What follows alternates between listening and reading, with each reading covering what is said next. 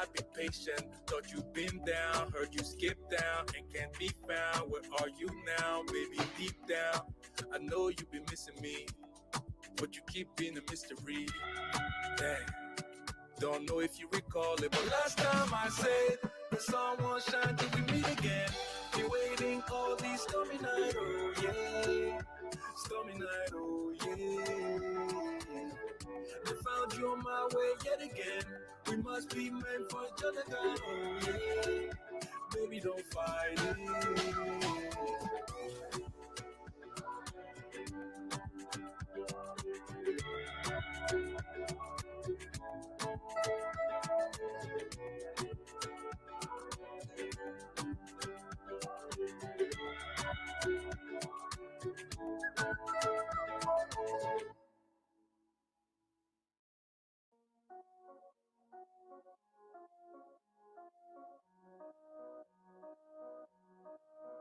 I've been gone for too long, in a faraway land, trying to find my way in, searching for where I did belong, coming up with a plan, somewhere I can begin. Memories of my hometown keep crawling back in my head. My hometown, been around the world all this time, still couldn't match how we felt. How it felt. I can't wait to get home.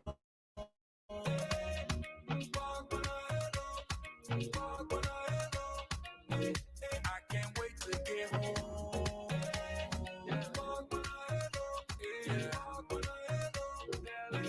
I can't wait to get home.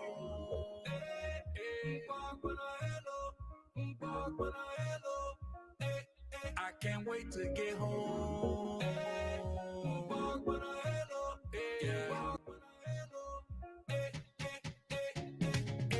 Nothing else can compare. On my way, I'll be there. Sunshine like a heavenly oasis. I can feel the love from the family of faces. The sound of my homeland. She calling, I'm all in. Been traveling the globe for a while and I had a good time, but memories of my hometown keep crawling back in my head. Been around the world all this time, still couldn't match how we felt. How it felt. I can't wait to get home. I can't wait to get home. Yeah. I can't wait to get home. I can't wait to get home. I can't wait to get home.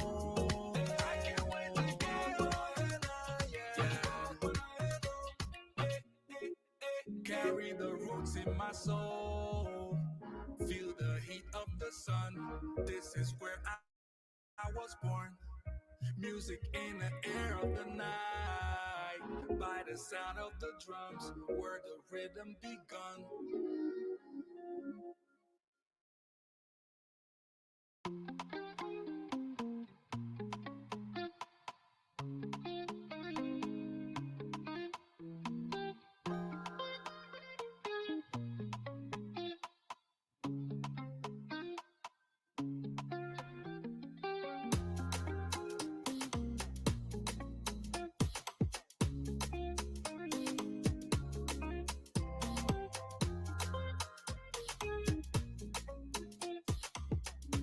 One, two, 1, 2.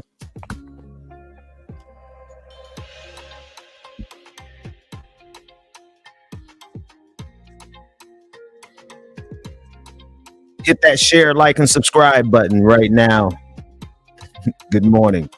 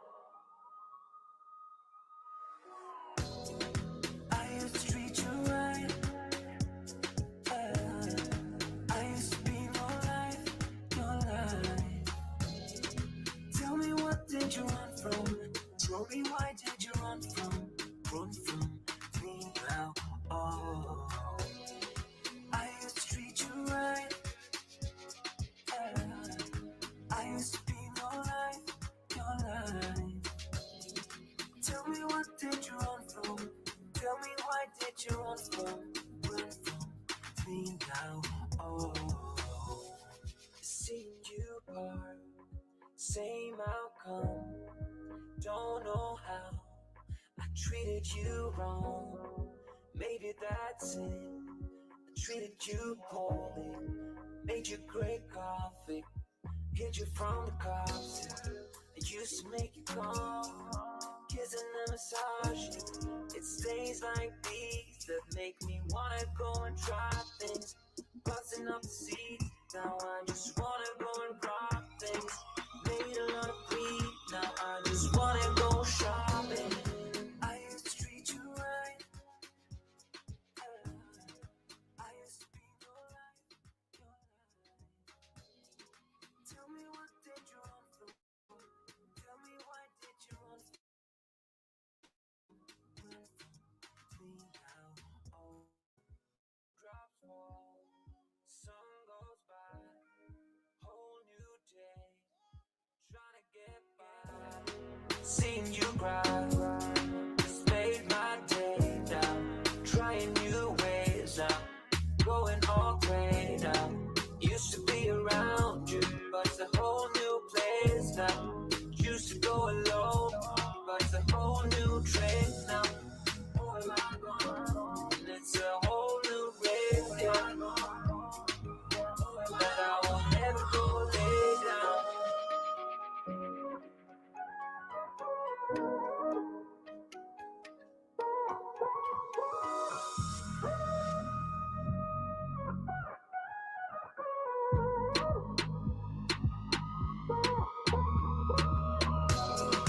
I used to treat you right. I used to be your life, your life. Tell me what did you run from? Tell me why did you run from me now? Oh, I used to treat you right. I used to be your life, your life. Tell me what did you run from? Tell me why did you run from me now? Oh.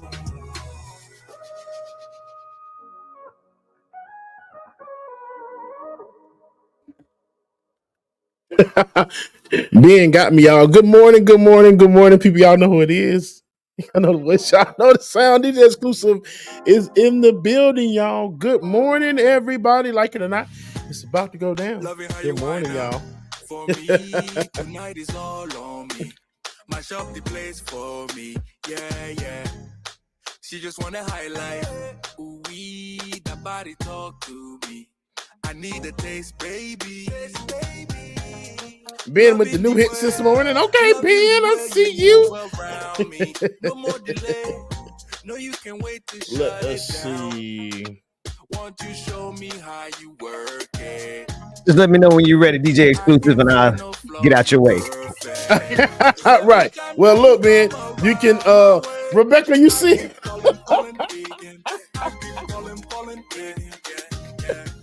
I'm sparkly this morning. I woke up a little gay this morning. Hold on, y'all. I'm gonna play one song. Then I'm gonna go grab coffee real quick, and we'll be ready to get this thing started, y'all. So y'all stay tuned. And boom.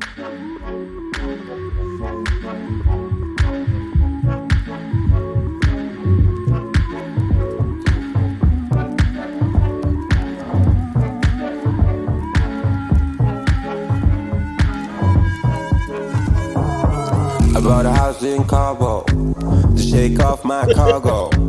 It went a little bit far though. I didn't blow my top off. Now 6 by Arsenal. I didn't drive my car home when I drank that charcoal.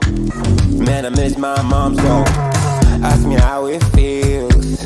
I say it feels too real. When you pick up speed towards pitch black weed. Well, you got your thoughts. I'll be in there deep. What about your heart? Does it beat too hard? Mine does. Mine does. Mine does. Mine does.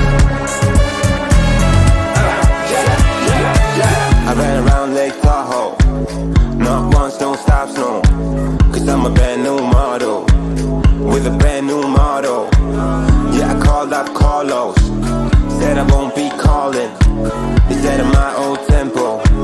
It wouldn't make much sense, so yeah. Ask me how it feels. I say it feels surreal when you pick up speed. Close the pitch black real. When you got your thoughts, all the in there deep. What about your heart? Does it beat too hard? Mine does. Mine does. Mine does. Mine does.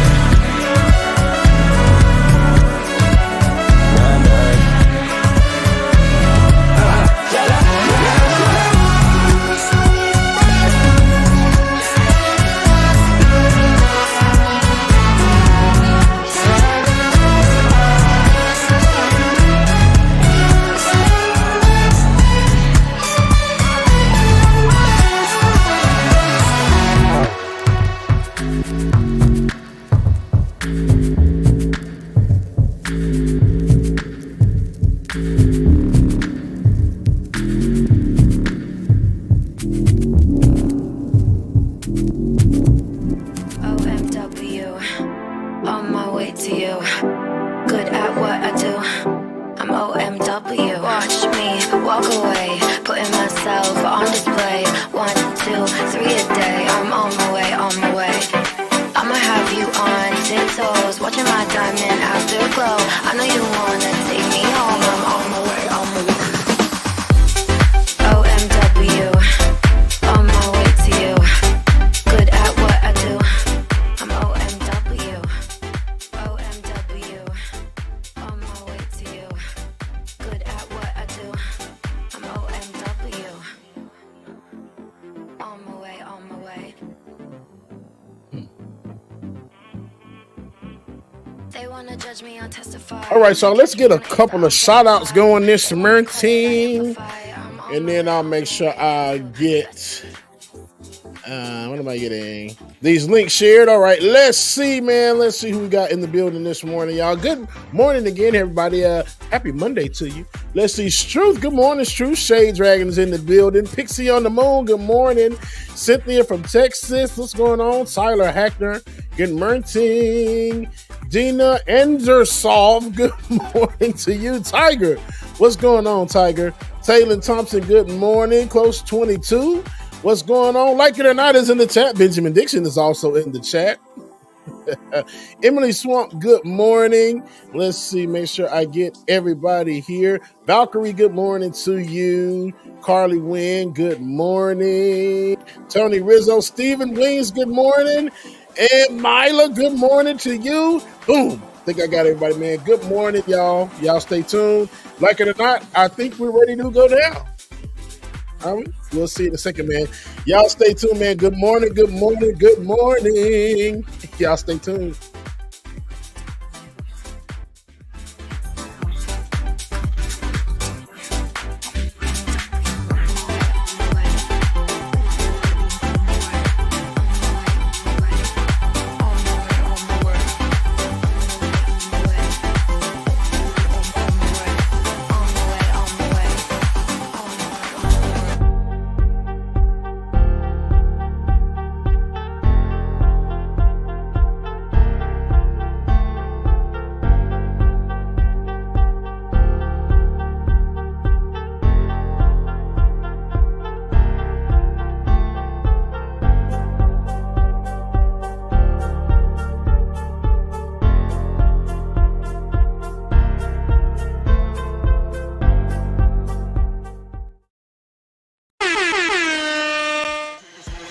Like it or not starts now.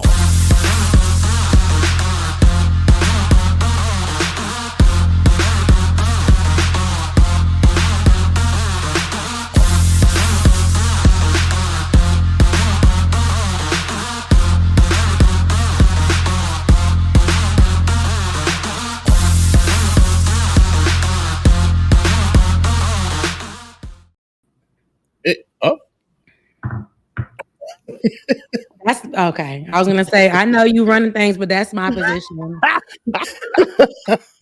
Good morning, Rebecca Azor. Good morning. Let me make sure my mic is on the correct mic, and it is. And good morning, guys, and welcome to Like It or Not, where we're free No, is that mine? Well, we're free to tell.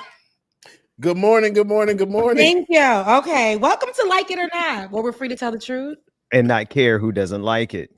Absolutely. How are you guys? I know we're on a Monday. It's Like It or Not on a Monday, your weekend show on a Monday morning. Yeah. Make Yeah. sure y'all drop in Right. the comments. I know that people have Monday blues, but drop in the comments this morning just a little something positive for your neighbor in the comment section that may need it. Drop something nice and positive for your neighbor in the comment section that may need it on today. Okay. It's been a long October and it's only 14 days in. Okay. Okay. And so I think that right now, maybe your neighbor could use a little bit of good something.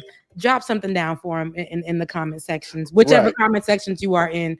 Drop something positive. But anywho, it's Monday and we are not afraid of any Mondays. We don't have the Monday blues around here. Y'all, how has your week been? Or weeks been? I know it's been a minute since we've caught up with each other because of the storms. Helene or Helene, Milton, and I was out here calling the Helena.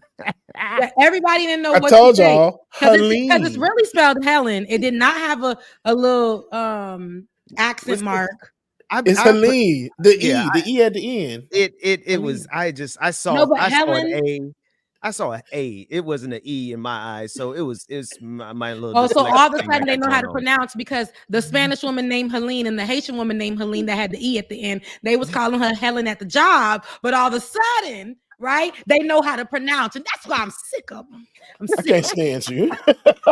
My week has been great. Well, my weekend, Rebecca. Let me jump to that. Last week was Right. crazy, obviously with the storm, and then another storm is coming. Right, we just live in a season of storms. But this morning has been even crazier, setting up the stream. So I don't envy David's work, and shout out to David. I know he Shout out to is David, y'all. Shout out to David. recovering. He's recovering. He's got I don't know if he wants everybody to know, but he's got a neck I'll brace. tell everybody. and- I'm in his business. So, our producer David, unfortunately, did get into a car accident or a bike accident, and on doing work, and he got into a bike accident, unfortunately. And he's okay. That's the fortunate part about it. We're grateful that he is okay. He did suffer a fracture, but he is home. He's resting. We will be without him I'm telling him to rest for that amount of time. Yeah. But for about 6 weeks, and we want to make sure that he's okay. And if you guys can, send him a little blessing, a little love offering, Please, yeah. while he is out of work. But he did get, but he's okay. He got into a bike accident, but he is okay. He was seen by medical professionals. He's going to be healing up. He just has a brace on, and he will be out for about a month. So just some love and let him know what you're thinking of him. That means y'all are stuck with me for a month. Yeah, okay. God bless y'all. I'm That praying. means real. that- yeah, we are. But if it was me, it would be. I don't know. I may look. Here go me sound like a sugar daddy. I may fund it, but I don't know how to use it. I got my people who know how to run it for me. I don't know. Hello. StreamYard is not sitting my best friend. I'm sitting here wanted to learning how learn to it. use it. Yeah, go. I said I wanted somebody. to start learning because because I was like, dang, David, I was about to have David doing all my shows coming up, and then I'm like, oh dang, David hurt. Oh, Yeah. so I'm like, yeah, now I gotta learn it. But yeah, man, shout out to David because David was serious. When I saw the message, I was like, Yeah. whoa, man. So shout out to David. I'm just very happy and thankful that David is fine. Absolutely. Our white brother. I want Okay. to make sure that he's okay. No, for real. Cause I was like, he was making his little jokes, and I'm like, nah, David, you really got to take a second. I know Yeah. that you're out here grinding like everybody else. And I really, think that you should just take some time to yourself. Maybe this is good for him to just take some time to himself and heal. So that's what I want for him. So, but yes, well wishes to David for sure. And I hope you don't care that I gave your business out, David. But It's too early in the show for y'all. it's too early. It's too early. It's really too early. Look, It's really thankfully too early. the battery is right here on standby. I was anticipating it happening. That's so funny. But Yes. other than that, how else was your week been while Bubba gets his battery? So listen, I it's been good. It's been an eventful weekend. I'm trying to think of the best way to say it, but I am now pastoring an online church that we just started. And Rebecca, you did something this morning that I'm like, I gotta recruit Rebecca to be the person, the greeter. You know how every church has a greeter. Rebecca came in this morning, said, say hello to someone in the chat message and make somebody's day feel good. I'm like, you know what? That's what I need at my little virtual church. I need a virtual greeter. So I'm recruiting you to come work on my team. And you know what's so crazy? I've actually seen that in online church spaces now. They have the people in there who are literally like, send somebody a high five in the chat right now. Love somebody's comment in the chat right now. Let somebody know, because we can't tap them on the shoulder. We can't do nothing. So they'll tell them, send them a virtual hug, but love their comment to let them know that you are with them. If they want to walk up to the altar, send them a DM and let them know you walking with them virtually. It's stuff like that. Exactly. So I had an eventful weekend, but it was a soft launch this week, and for us to do the real launch, I need one of those kind of greeters at the front door. So yeah, we'll talk. Yeah, we'll talk. She did that. Okay, I love it. Look, so that was my weekend. That's good. I'm happy that you are transitioning into that space. I would love to see where that goes for you. I'm curious to Absolutely. I have questions. Like there are questions. Right, there are questions. I have questions, but I don't feel it's appropriate in this space. But I'm like, well, how did we get here? And what made you want to venture into the online space? Because I know that you were already starting that route. So what made you want to go ahead and go 100% online? Well, I'll do you a favor, because I need to interview you on a separate stream. And James, I want to interview you as well on a separate stream. But then Rebecca, you can interview me in return on a separate stream, and I'll answer all those questions. Absolutely. I say this all the time. I work with a lot of people, and it's great that I have a lot of people, which, speaking of, I will be on Letterhack show later on this evening at 8 p.m. He'll be interviewing me, but I've worked with a lot of people, and some people that I've been working alongside for the past few years, we're always in the same spaces together, but we've never been on each other's platforms for real. That's right. Hey, pause. You know, somebody just said something. They're talking about your hoop earrings are big, Rebecca. And then I started thinking about, y'all remember, Rebecca, you might not, Mad Max, when Tina Turner played her wait a minute. The earring things, but the outfit she had on was banging as well too. Rebecca, the outfit was a great outfit. I'm like, hold on, Rebecca is channeling Mad Max this morning. What's going on? You ready to fight? What's going on? Maybe. I don't even know. Is that like a Jasmine Sullivan, I bust the windows out your car type of song? You know, she said song. She didn't see it. Oh, I didn't see it. I'm about to Mad Max. You got it, Mad Max from Thunderdome. Yeah. From Thunderdome. It was like game? It's a movie. I'm not really well versed in a lot of movies. It's an old movie. To be fair to you, Rebecca, it is an old movie. Hang on, and this is Tina Turner right here. Can y'all see her yet? No, you can't see her yet. But you can see her now. And there she go. Oh, I see what you guys are talking about. Yeah. It's a compliment. It's a compliment. No, Tina is beautiful. I actually was just looking at she was I was such a actually badass looking at her in present an award at the Grammys years and years ago. But it's so crazy, seeing her and her not being alive, but seeing her, is this acting she was doing? Yeah. Mm-hmm. Oh, I wasn't thought of in 1985. They didn't think of me. My parents didn't think of me. I wasn't even born yet. But you see, it's so funny because there are kids that are like 20 who could say that to me. Like, I wasn't thought of in 1990. Oh. Yeah. Gosh. So it'd be a few of them that was like, 2002, I wasn't alive then. Oh my God. It's so crazy because I'm like, but I was 12. We are old. That's crazy. We are old. I was 12 years old. I'm not James, old. I'm getting older. James, that's a good because that is proportionate. That's the size of her hoop earrings all day. My hoop earrings are like my signature. I think there are things about me that you people grow out of, and so if you guys have been watching me and things like that, you have probably seen like I have gone through the phase of recently Anybody who knows me since I was 15 years old, I've been getting my nails as if I was in the group SWV. Okay. Look, Keith. Oh my, yes. As I was in the group SWV. Yes. Okay.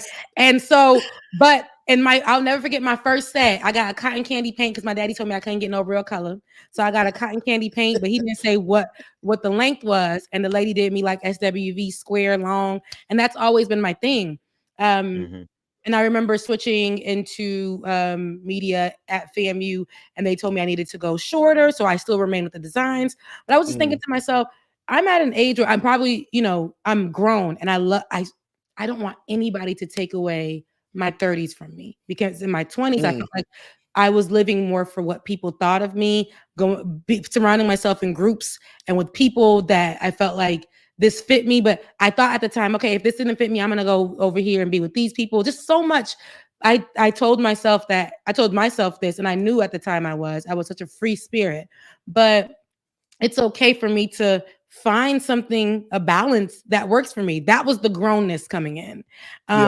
But when it comes to my nails, I feel like, because I was just talking to a couple of people, and this is a conversation going online, and I felt like when it comes to my nails, like that's just part of my grownness and who I'm becoming and things like that. With hoops, people would say, oh, you can't wear hoops, they're not going to be whatever. And I'm like, hoops doesn't take away from the way that I present.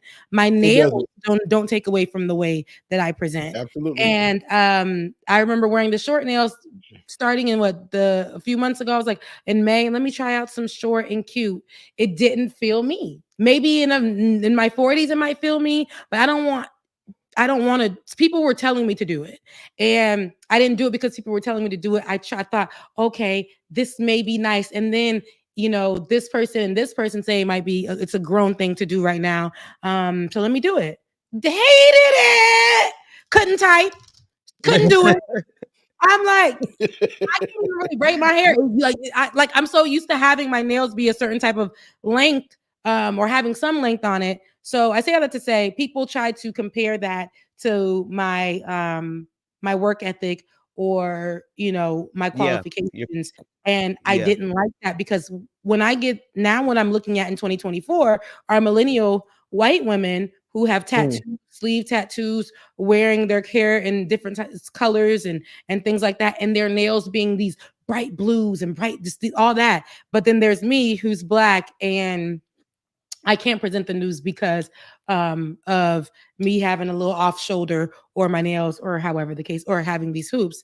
I say all that to say there's a conversation online where I actually was talking to a couple of people, and we have to be careful of how we allow people to define us. And we have to not let people define us.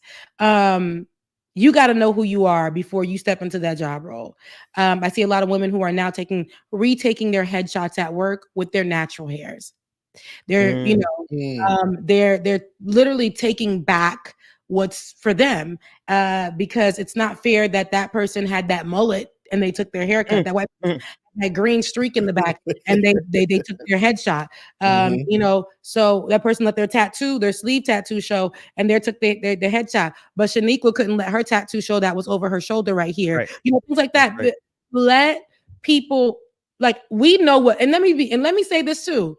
Two things can be true. There are things that can definitely be unprofessional in the workplace. Yeah. Tattoos are just not that in 2024, unless it's like some racist thing or whatever. But you got to be mindful and be demure about it. But other than that, it should be all across the board. And I say that to say, I was even when it includes with men, I was talking to somebody and they were like, "Oh, I don't want to pay for your nails if you were my woman, but I'll take care of everything else." And I say, that's crazy.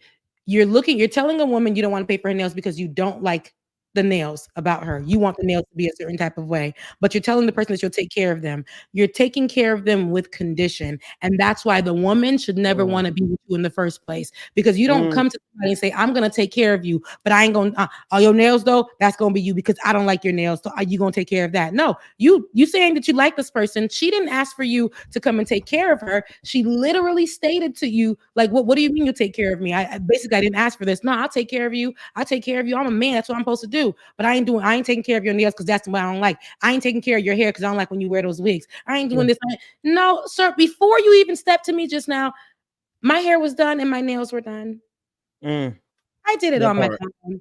So Mhm. anybody who comes to me is not going to take away from me. They're going to add to me. And anything that I want to change, that's going to be with me getting to know you. And I do that on my own choosing. But you're not going to tell me you're going to come and love me and strip me from me. So because of conditions.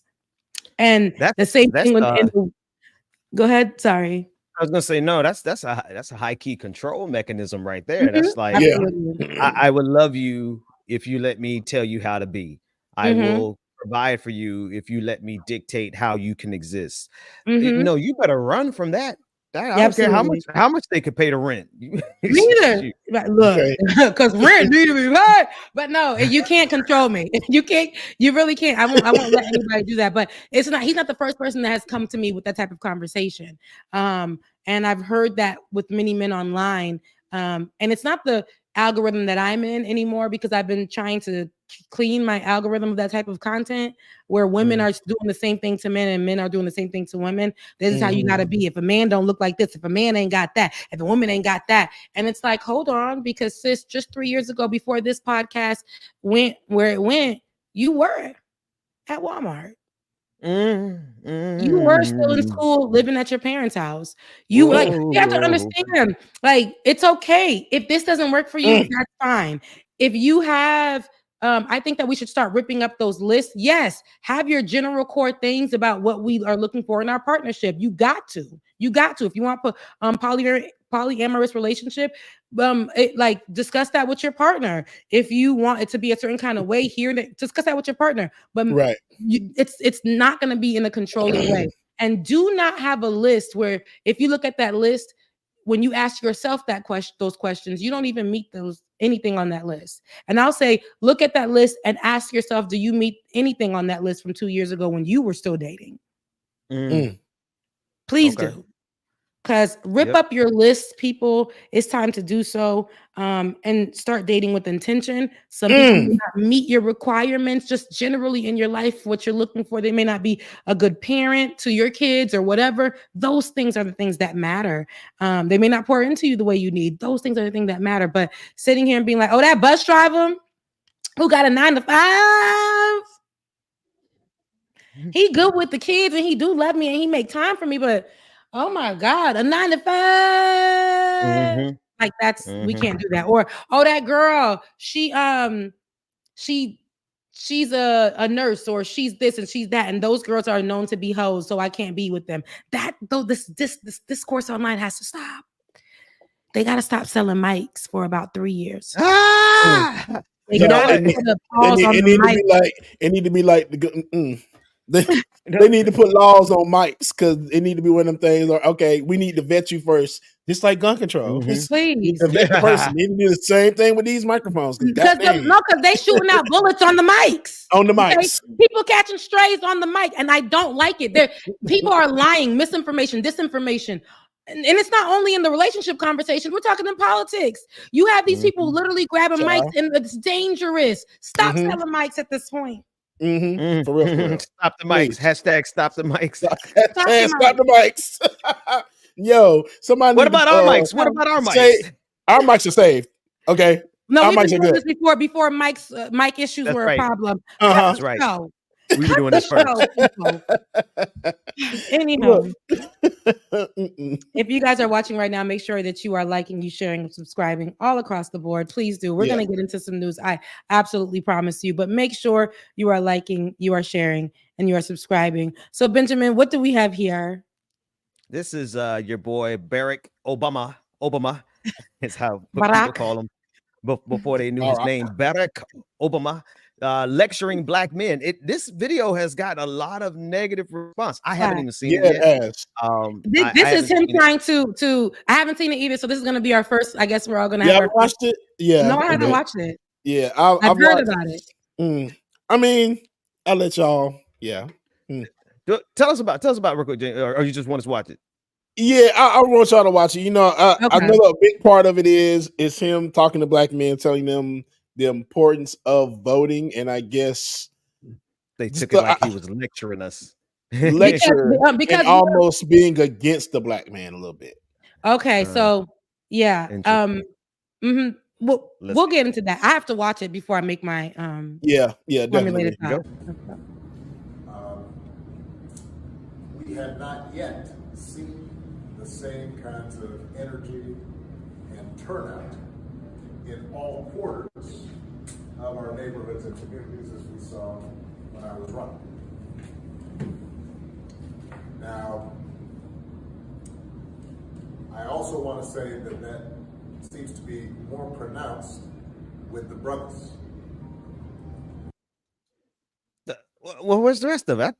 Okay, I got to go find the rest of it. Go find it while I just harp on that because it's got to be more than that though for me. Go ahead, Rebecca. So let me tell you what I've seen first before so that you guys could correct me, or Bubba, you can, as we find the video. But I don't know if we still have a listening audience, but for our listening audience, it's we're talking about the Barack Obama video that has been gone viral this week, second week of October, and it's in the efforts to, I believe, get black men to push the black man vote for Kamala Harris, since that's where she is having issues with right now, getting the black man to be on her side for the voting process. And so that demographic, the black man demographic, has not been on her side. We can see that. We know that from when Barack Obama and his wife spoke at the DNC. From when we saw D.L. Hughley speak at the DNC, these were for, I think, that push and that grab for the black men, and I don't think it did work. I think that it encouraged it, but I don't know if it in fact worked. I heard about this, and a lot of people that I've seen online with the conversation about this has said, and I thought it was just a video where, the overly stimulated black people were online and upset. So I was like, okay, maybe that's the case. And, maybe they just mad because Barack Obama, this is the Dr. Umar folks coming out as usual. But it was a lot more than that. They were like, hold on now, I'm already voting for Kamala, and this man's coming out and telling me, when there's a whole, what about the white people? That's what I was seeing. Well, what about white people? Why black men have to come and preach to us about not voting when it's white people that's suppressing the vote? And that's what I was seeing the conversation become. But again, I haven't watched in totality. So this is the only video I'm finding. It's got to be more than this, right? Hold on, on the TikTok, I'm pretty sure we can speed it up. This is all I have on this is all I have off of Twitter and YouTube. Everybody else is just responding to this much, which is which I hear what he said. I know just people just don't like Barack Obama to lecture them at all, like, but especially black men. He has a tendency to do that occasionally. And we, he's a black man for sure. Some similar black experiences, but a real deep dive into what it is to be a black man really means that he really has to find a better approach to speak to black men. If this is my thought. I'm gonna try to send that link to you right now. And this is from MSNBC. But it's off the Tick and Talk. Okay. All right, let's see if I can get it. Where'd you send it? The only place I can send it to you. For shame. Okay, don't do Benjamin like that. I'm gonna do you in that glitter shirt soon, because it's really giving. Okay. I woke up gay this morning. It's actually pretty. It's pretty cute. It's pretty. It's shimmery. So it was shimmery, so I was like, let's be gay today. Tell me if y'all can hear this. I don't know if TikTok allows this, but we're gonna try it. Here we go. We have not yet seen the same. Can y'all hear that? It's a little. Whose video recording is this? Of our neighborhoods and communities as we saw when I was running. Now, I also want to say that seems to be more pronounced with the brothers. When you have a choice that is this clear, when on the one hand you have somebody who grew up like you, knows you, went to college with you, understands the struggles and pain and joy that comes from those experiences. Who's had to work harder and do more and overcome. And you're coming up with all kinds of reasons and excuses. I don't like how they cut that. Makes me think that, well, you just aren't feeling the idea of having a woman as president. And so now you're thinking about sitting out or even supporting somebody who has a history of denigrating you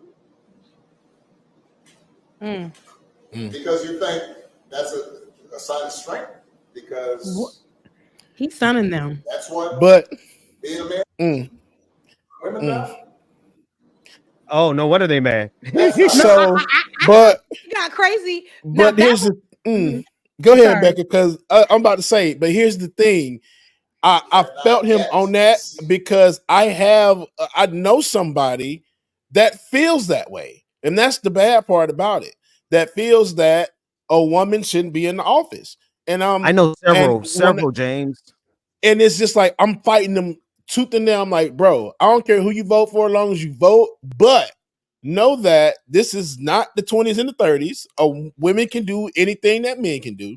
And then you're going to vote for somebody else who's claim they're going to help do this and that keeps talking about the same thing in circles over and over and over and over and over again.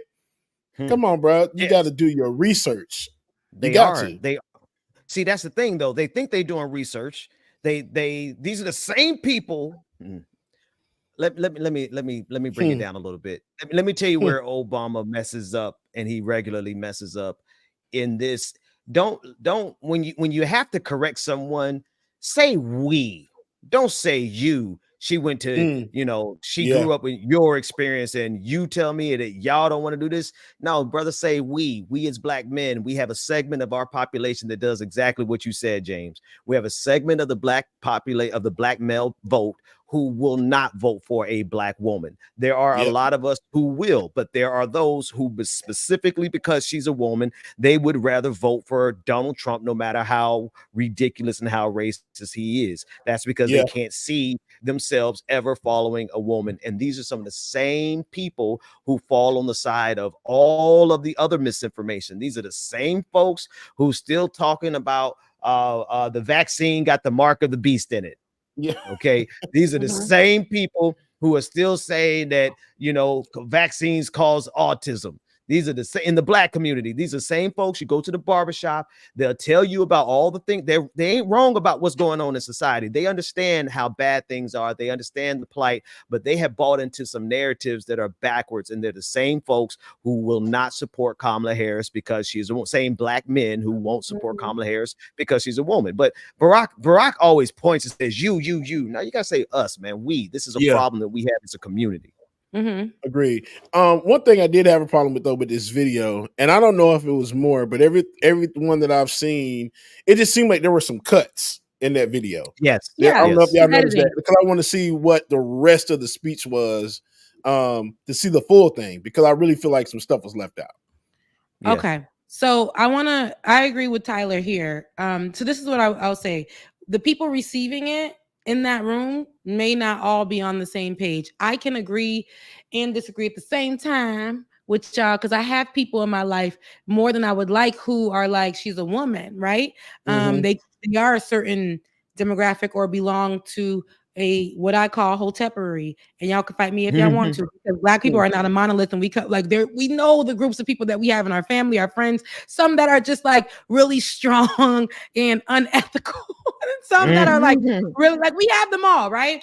And so with that being said, what we see here also is, I know people who are not voting for her because of misinformation. And so I think that them not having, and they have access to it, but it's almost like how even anybody, even the conservative believers, they will choose to only believe that, get their news source from this one place and this and that. It's not even the fact that she's a woman. They might think that she is against a certain policy, and that may not be true, or she's against Black men, and that ain't true. And that's been something that has been a number one conversation, that she's against Black men because she is a part of law enforcement, and she has been a part of policies that were detrimental to Black men from her state in California, and that is also not true, right? If we look at the facts. So Right. I think that this conversation, and he sunned them. This is a conversation I don't think should have even been videotaped. This is something that probably should have came out in a documentary in 45 years from now. But this is because right now, at the push of, we are days away from an election and the voting time. And so having this conversation, the men online are like, you know what? I don't even want to vote because he tried to tell me that he should never been in that room. And he coming on the strength of Kamala. And then he coming around here saying that I don't like that he grouped all the Black men in there the way he did. He could have brought up, like, and Ben, it would have been great if he said we, include himself into the Black. That's what I think is missing from our leaders who are in place right now. I think they're missing, because even with whom I love her, Karine Jean-Pierre, okay, Karen Jean-Pierre, who is the press secretary for Joe Biden. I love her. I think she's great. They're pushing, they're saying that she's the first Black woman to be press secretary. She's part of the LGBTQIA plus community. But right now was the best time for her when they asked her, Karen, I keep wanting to call her Karen, you know, what do you think about what's going on in Springfield, Ohio? You know, I think that could have been a moment, instead of her saying, we accept everyone that comes here. We don't, immigrants they're a part of the country, instead of saying, I'm Haitian. And me coming from, see, it's stronger. It has more of this appeal to it. It's like, I can relate. Kamala, every time you get on and they asking you if you Black, if you this, sometimes it's nice to say, as a Black woman. You know, I know they play the fence and they're playing too much politics here. Barack Obama, you sitting in the room, we done said my president is Black, my Lambo is blue. We done been outside with the t-shirts. You are on the church fans. You sing this song. When you talk about your wife, I'm so in love with you. Your wife, she looks like she got bricks on her back. And we know y'all from the south side of Chicago. There. Everything about you is Black, yet you guys can't say it. And it's like, how do you expect to relate to these people that you're talking to? We are holding it down for you. We're the ones that are calling y'all blacker than Black, because before the cameras got on y'all was saying y'all was Black. Kamala Harris said at the Breakfast Club in 2018, when she began to start her run, right?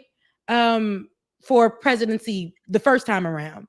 And she said, I'm a Black woman. I'm gonna be Black till I die. That is the energy that we need. Be proud of being Black. I'm not saying make that your whole thing, but the same way that they are saying that Colleen is the first Black to do this and the first LGBTQIA plus person to be in the room, to be able to have conversations that can apply to policy moving forward before we get to the end of the term for Joe Biden. Those are things that we need more of. So when these conversations do happen, understand that those Black jobs that Donald Trump was talking about are actually they actually include marginalized people that he can't stand. Jobs, the same Black people that he hates so much, that press secretary job that is now going to become senior advisor to Joe Biden simultaneously is actually from a person who is Haitian, the same people you hate, a woman, the same person that you downgrade and take away rights from, LGBTQIA plus person who you can't stand and blame every single crisis in America on. It would be nice to be able to relate to those marginalized communities. And when you're speaking to them as a marginalized person who has been talked about, spit on, literally told you can't get, you're not qualified, lied on. It would be nice when you enter the room and the first thing you do is be like, hey, I'm one of y'all. And I've been one of y'all. I see y'all, I hear y'all. I know this. As we're all Black men, that comes off different. And I know they know how to speak, but for some reason, they're missing that mark politically. Well, right. maybe it's because they're genuinely missing it within themselves. I hate to say this, right? I don't want to make the problem. I mean, and this is what a lot of Black men, these Black men may be talking about. Like, again, and I started off by saying we have accepted Barack Obama as a Black man. He is a Black man in skin color. He is a Black man in many experiences, but there's a whole lot of experiences that he doesn't have that Kamala Harris actually has. As her mother may have been Indian, but she was Indian here in the United States living amongst Black people. Now, y'all gonna mess around, make me tell too much about myself, but there was this one sister that I could have sworn up and down she was Black. It wasn't too much later I found out she was Indian. Now, you know, you can't always You talking about Kamala's sister? Because you can't. My God. My sister, Kamala Harris. I was like, oh, she Black. She Black as hell. No, she Black, Black, bro. She Black. Well, she gotta know. She Black, and she a lawyer too? Please. You think Kamala ain't in there talking just like her? Please. Okay. And it's not, that's not what makes us Black. Again, we're all, and I'll take it back for you, Ben. I remember back in the day, the United States used to consider Indian people Black. Well, back in the day, they literally did not have a box for them, so they were Black. I'm looking up that video. Why are we making this a thing? And I didn't make this up. I just wanted her to hear her say it. Lo and behold, I found a video of her going deep down and saying, I am Black. I'm going to die Black. I was born Black and I'm always going to be Black. Black is my culture. Black is my life. She said this. I played this video on my first Shades of Good News. She said it. Talk on it. I just wish that she would push it more in this time. 100%. Yeah, you talking about this video right here. I got to see it because. So my feeling is that when she's president of the United States, I will call her Miss President. But until then, you're just Kamala. All right. Okay. No, I'm Big Sister. Big Sister General. She's Black. Because the sister was Maya. But you know what's so crazy? She's actually putting on a voice right here, her sister, like a little voice because they're playing around. But that woman who spoke for about, was it 2 minutes on behalf of Kamala Harris? She gave us South Side of wherever they from in California. She gave us been around. She gave us used to date a crip or two. She gave us, you know what I'm saying, baby. And look, just like that. It's too early for y'all. Foolishness. That's supposed to happen in the second hour of the show, not the first hour of the show. But yeah, man, that's the thing is, I think some of these politicians after a while, like Barry, they start to forget, or if he ever really had, like, I mean, really think about it. Barack Obama grew up with his white mother. No, nothing wrong with being biracial. Nothing wrong with being biracial, but as a matter of culture, that means that he didn't grow up in the same way. I don't know why the video isn't coming up, but Barack didn't grow up in the same way that Kamala Harris even grew up.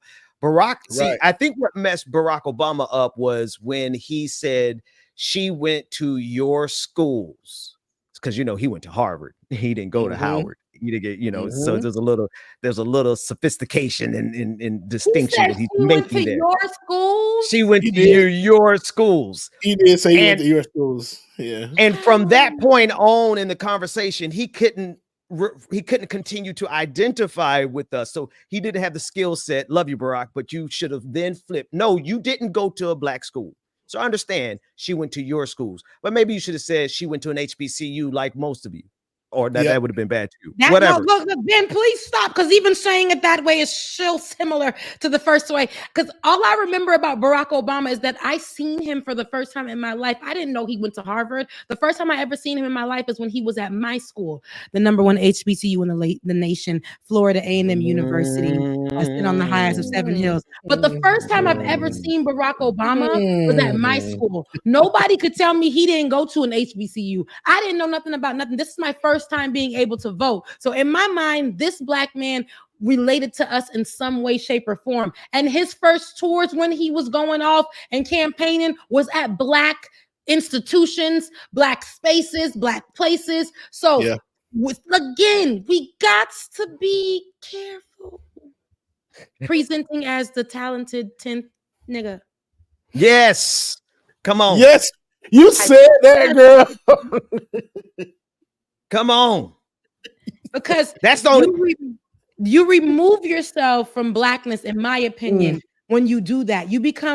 You stand out in the room as that guy who was over there at Harvard as the good black, as that guy who was over there in that corporate job as the good black, as that guy who worked for Elon Musk as one of the good blacks. That's what you're standing out as. And this is the problem, because then when you come to talk to us, you be like, come on, y'all.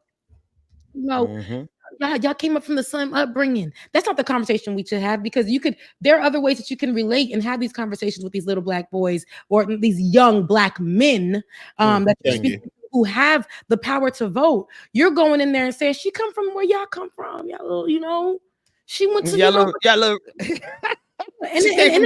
little barbecue school. And then y'all be the one that hate women. It's y'all. And that room that he may be speaking to may be the ones that be online talking about, I love you, black woman. I love you, black woman. Black woman, you are my light. Black woman. Black woman. You don't even know who. You don't know these men like that for you to come in there and take the feeling that the online world is giving you. Because I know you've been on vacation, Barack. You and your wife, y'all doing a world tour. But you're missing the mark here. You didn't. Sometimes you got to read the room, my brother, like you were talking to them. He got to read. He got to read not just that room, but you got to, at this level, Barack Obama. At this level, my brother, you have to already know the reaction that you're going to get with every word that you say. And I think he's smart enough to do this. I'm about to go to my conspiracy. Where my Hotep hat at? I need to go into my conspiracy theory here. Because he could have just said that out there. I think I found mine, y'all. I thought I gave it away, but I think I really got that Hotep hat.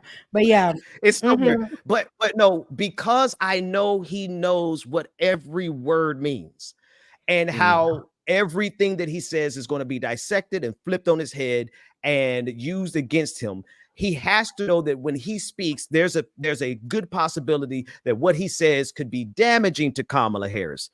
To that end, how are you a former president and not calculating for your words in that fashion, such that you're going to say she went to your school versus going to an HBCU? Just the flip of that one word would have reset the whole trajectory of the conversation, and people could have embraced it more. But instead, he went out there and stepped on every landmine that he possibly could and blew all of them up. I don't know how much he actually likes Kamala. That's all. And so it never gave that. So let's be honest. Look, because the streets was saying, I don't know, but in politics, hold on now. I don't know, but I don't know if this is true, and I don't want to, because I don't like this. Look, here go people that like to talk about. I don't like to spill rumors, and we don't do that here. But allegedly, he wasn't in. That's why there was no initial phone calls. And when we did hear, hey, Kamala, this is Barack and Michelle, we just wanted to go ahead and say, we definitely have your back. So this is what I was pissed off about, that because it gave a pre-record. It gave, girl, let's record this and do it for her. And when they did show up for her, it was more powerful then, because I think they understood now where we were. Because the initial phone call commercial that we got, and she was walking and she was like, hey y'all, it was not in sync. It was none of that. But at the end of the day, we got together and we did it. We overcame that. This was not his finest moment. And we have to be able to call a thing a thing. Because I think this is where a lot of our Black black high-ranking political people are missing the mark. You're not relating, and you are a black man. So stepping into this room, there was a different way that you could have came. Instead of coming as if you're talking to the people online, like you're in the comment section, talking to the people online, you are face-to-face with elite black people as well, whether they went to an HBCU or whatever. All those men in there were well-dressed and ready for a conversation from somebody that they probably look up to.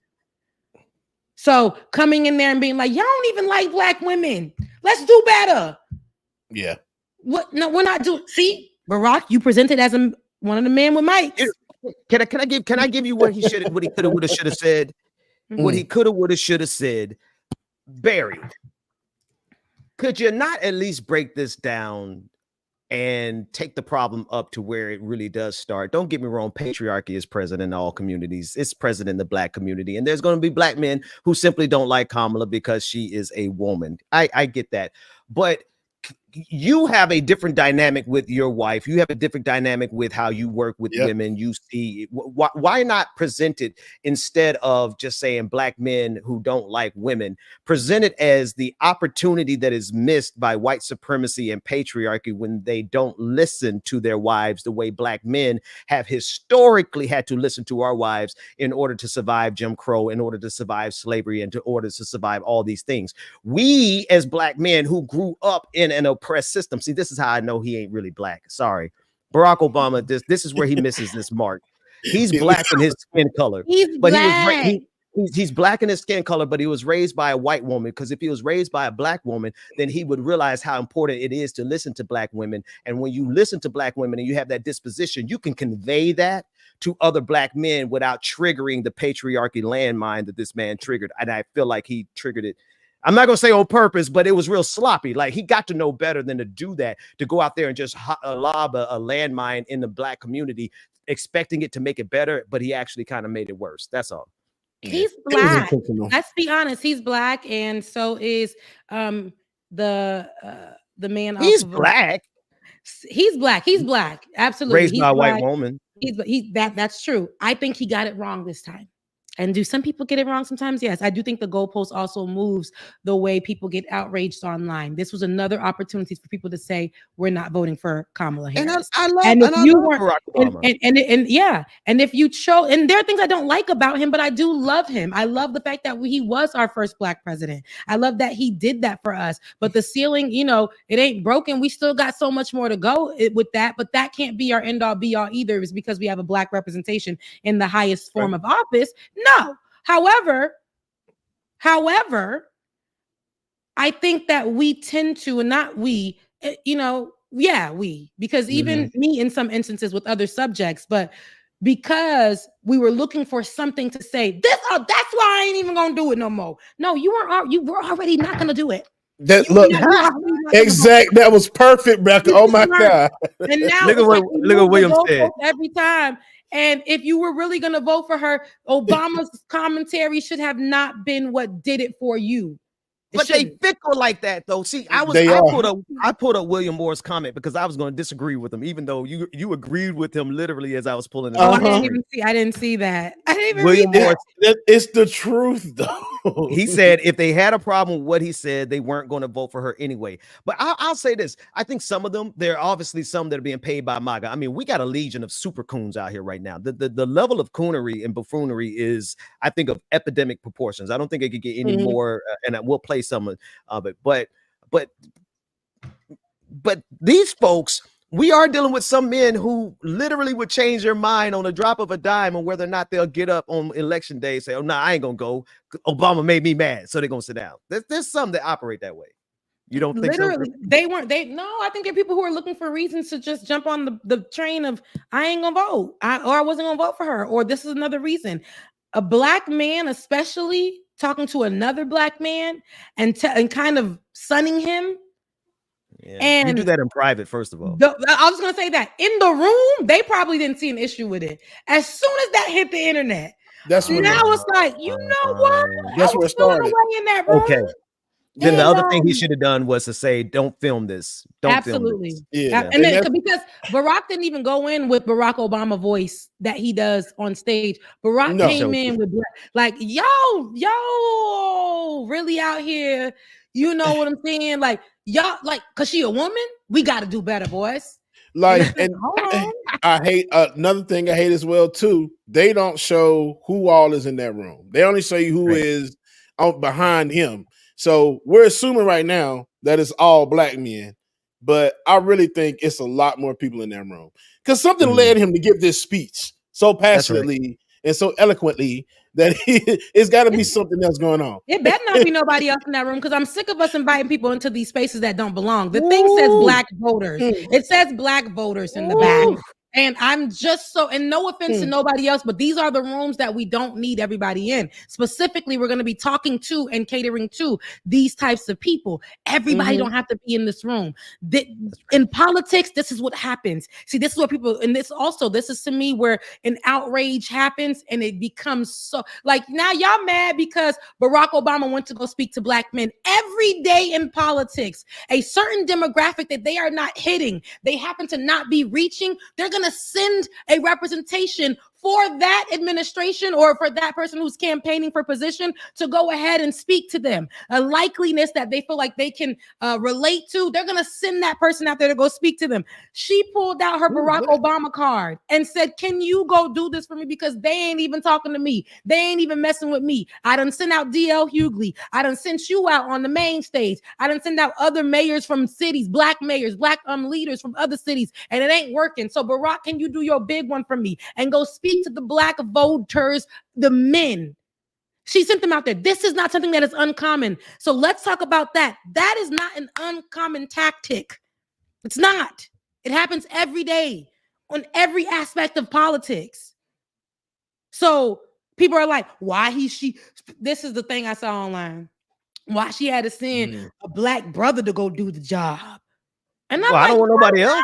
Weirdo. And then it's like, well, why she had to go ahead and make it all about black men, though? Because that particular demographic is not messing with her. We're trying to win the votes over. Exactly. Ben, I'm glad you pulled this up, Ben. I was going to ask you to pull up that what Plies too. Plies be saying everything, and I love it.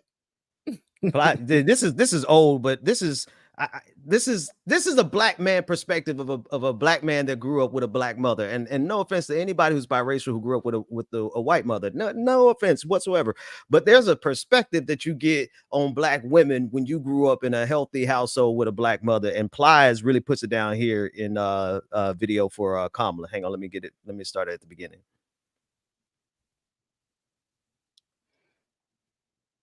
Jail until Kamala Harris become a convicted felon, until Kamala Harris 5 motherfucking bankruptcy 6 times, her and her company, until Kamala Harris is impeached twice, until Kamala Harris is indicted 4 motherfucking times, until Kamala Harris is found liable for sexual abuse, until Kamala Harris is found guilty of motherfucking fraud and got to pay $300 and some motherfucking million, until Kamala Harris start a motherfucking insurrection, until Kamala Harris try to overthrow a motherfucking election, until Kamala Harris is married 3 motherfucking times, until Kamala Harris have 5 kids from 3 different motherfucking men, until Kamala Harris yeah, he's funny. I love she's a better motherfucking candidate to me. How you do whatever you want to do with your motherfucking vote.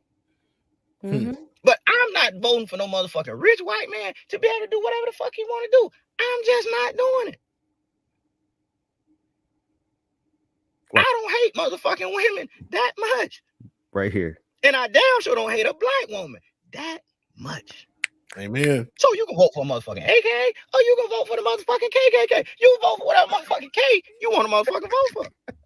That's your motherfucking business. That's it. I love that. Absolutely. That's real. I think literally we have to take Brother Plies' words and really understand them, because a lot of people are looking at it as just a soundbite, but he's being honest. First, he said, I really don't care where your vote goes, but here's why I'm voting this way. Here's why I'm telling, because everybody wants to talk about, I mean, at the end of the day, I just really can't vote for her because she wasn't really fucking with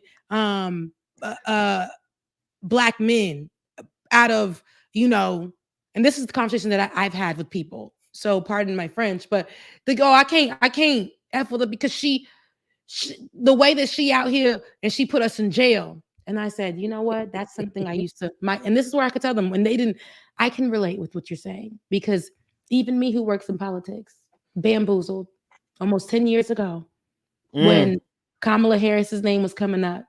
And that was one of the only things that all sides were actually discussing. She's a cop, former law enforcement. And, she's a DA. She put people in jail. She put black men in jail. And I feel like that was such the talking point. Yeah. That a lot of people didn't do their job because it was also instilled in the hate towards black women. A woman could never do this position. So let's figure out what we can do. So right now with the what is it? D.L. Hewley? Defund cops, right? Defund the police. She's a police. Let's go ahead and tie the two together. We'll make sure she really doesn't make it because we don't even like black women for real. And we don't see black women actually going over a man, period, when it comes to the highest level, in office here in America. We're not going to allow that to happen. So everybody just went with it. We all literally just subconsciously went with that. And once she fizzled out, that was it. Then she came back in the background like, when did she become? Does Biden really know her? How did she become? And she came from the back door. And then we realized because a last minute decision had to happen, we were like, who is this woman? And then it was nothing but a research that literally debunked the claims that we believed. And some of us have spewed out for a long time. Yeah. And it's okay to say we got that wrong. And so when I spoke to somebody about that, it's like, so what? I mean, so then now we can prove that. But we proved it. Now what's your complaint? I just want you to take those complaints off that you're saying and just get it down to the nitty gritty. You don't like black women, or you don't want her to win because you just don't want to vote that way. You actually want to vote for Donald Trump. But here's the truth. Child tax credit, more Biden administration. Under the Biden-Harris administration. They did more for that under that administration. Y'all got to look at these things that Donald Trump says. I did that. I did this. It was me that did that. I did that and this and that and that and that. And go back and actually look at the truth. Look at the stats. Get the research. It'll give you everything you need. Amen. It'll give you everything you need. And then ask yourself, why am I not voting this way? Especially when it comes to the taxes part of it. Even if you look at Trump's tax plan versus Kamala's tax plan, it's in black and white, y'all. He's saying that he's going to save you money this and save you money that. At the end of it, you're going to be owing more in taxes, and these billionaires, all these celebrities, Elon Musk included, and everybody else are going to be facing all this money that they're going to have to pay. And hence why all these people are voting for him, because they don't want all these taxes coming out of their crap. Yep. Elon said himself in the interview, if Trump loses, I'm effed. He said that out of his mouth himself. So that's what it is. It's all a money thing. Versus Kamala's tax plan, you're going to end up getting back more money than anything. But see, I don't see how people don't understand these things and realize this. It's all there, y'all. It's also, but it's how many. Who, Lord, when y'all said pull the mics, that was the realest thing ever, right? Because now everybody has a microphone. Don't get me wrong. Everybody has the free speech. I'm joking. We really do have free speech, but everybody can go viral now. And the number one way to go viral right now is to be a black person who says something either against Kamala Harris or in favor of Donald Trump.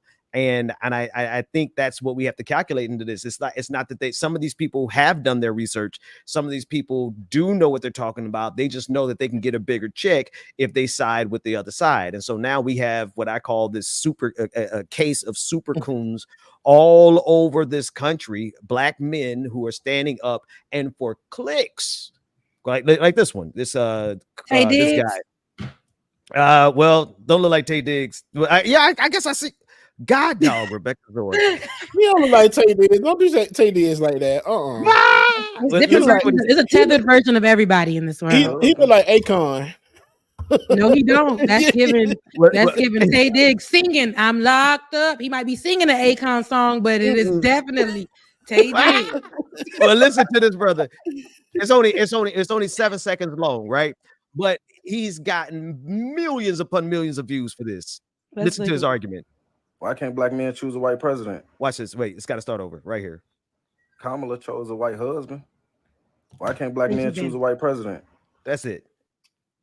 That's all he had to say. Because I'm gonna tell you, thank you for bringing up that point. That is another thing that the people with mics. As soon as I went on the TikTok app, the X app, formerly known as Twitter, to get in and see about Ben this morning, the thing that I saw all through my timeline. And it was from the people that are actually from the Dr. Umar camp. They said, she's so worried about us sending out a black man. She's so worried about the black man vote. She chose a white man. So what she want us to choose? She didn't choose the black man. She chose the white man. So what she want us to choose? And I said, my God.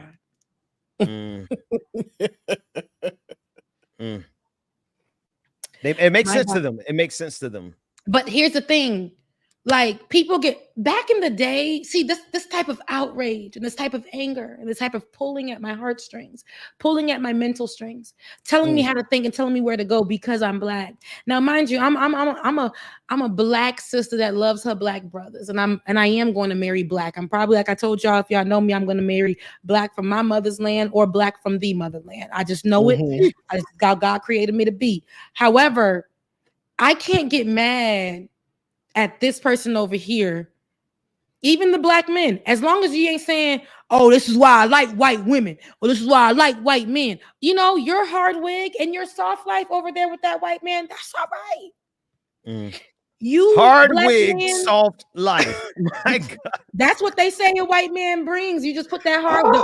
The more messed up your wig is, that white man's gonna be like, dang, I love that about you. And you're gonna get you a good white man. That's what they said on the streets. But I don't care. What nowadays? I'm like, I would have loved to see Kamala Harris with a black man, but she ain't. Her sister is with a black man who actually works in law as well, and that's enough for me. Okay, so listen. They kept the black somewhere. She chose who she chose to love. And if we're going to be fighting for the justice and that type of stuff of all things and all people didn't ask to be born mixed. People didn't ask to love the opposite race or the opposite sex. That's what their choosing is. Like that's it. And we cannot make that the end all be all, make them let less than. Like Barack Obama having a white mama.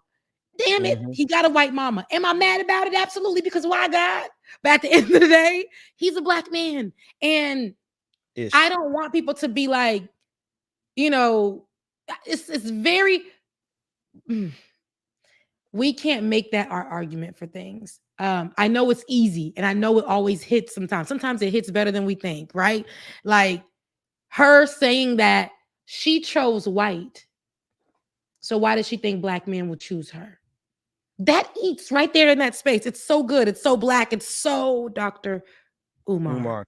Who in this video, apparently, Rebecca, is supporting Donald Trump. Now, I haven't seen this video, but this would be the highest level of coonery, if you ask me. In the same video, he actually talks about Haiti in a great aspect. I ain't gonna hold you. In the same type of video that goes viral for Haitians. He gets it right sometimes and he gets it wrong sometimes. Most times. Of course. Well, you know, I don't even know if it's most time. Like a lot of times he says some stuff that makes sense. Now, what does he actually do with that? Does he actually build the school? He's a psychologist, so he likes to utilize his words to manipulate the people into following him right off of a cliff. Well, here in this clip, it's the title of it says that he's trying to convince people something about Donald Trump. Let's see what the Prince of Pan-Africanism said. See, Donald Trump is a nationalist, Art. They don't want a nationalist.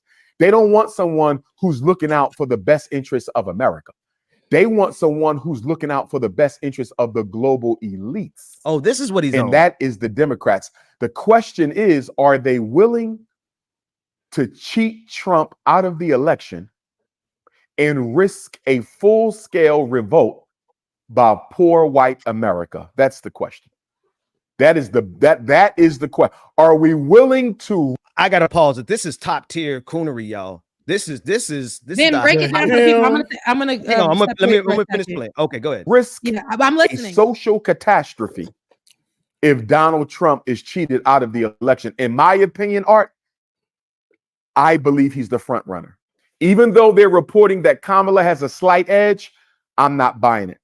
I believe Donald Trump is the front runner. And I believe he won the last election. I believe he beat Joe Biden, but got cheated.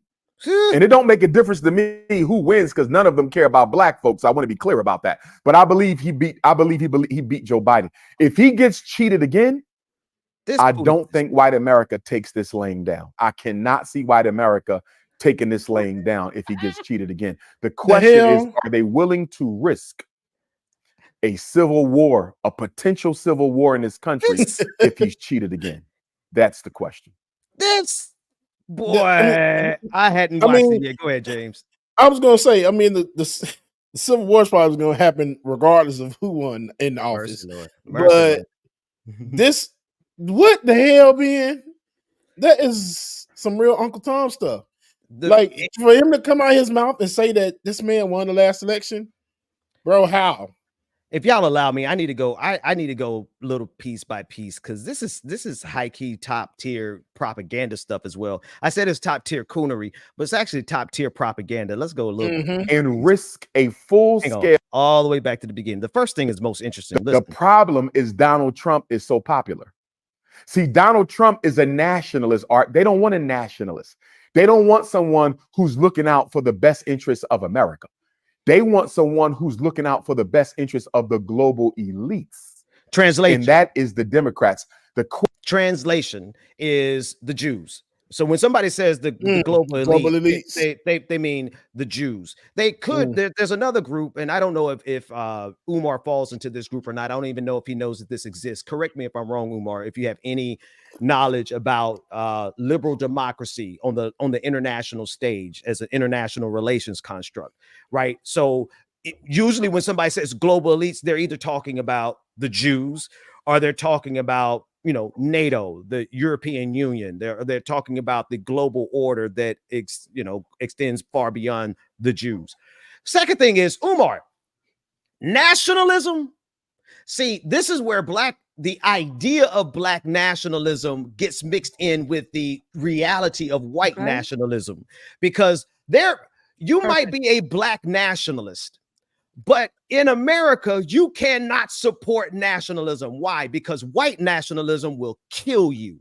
Black nationalism is trying to group us together and try to make something better for black people. We're trying to survive this white supremacist order. But when you talk about nationalism from a Donald Trump perspective, we're talking about a nationalism that will kill you. And then Umar Johnson wraps it up in the fact that he cares about America. Listen to how he defines nationalism is the fact that Donald Trump cares about America. The nationalists they don't want a nationalist.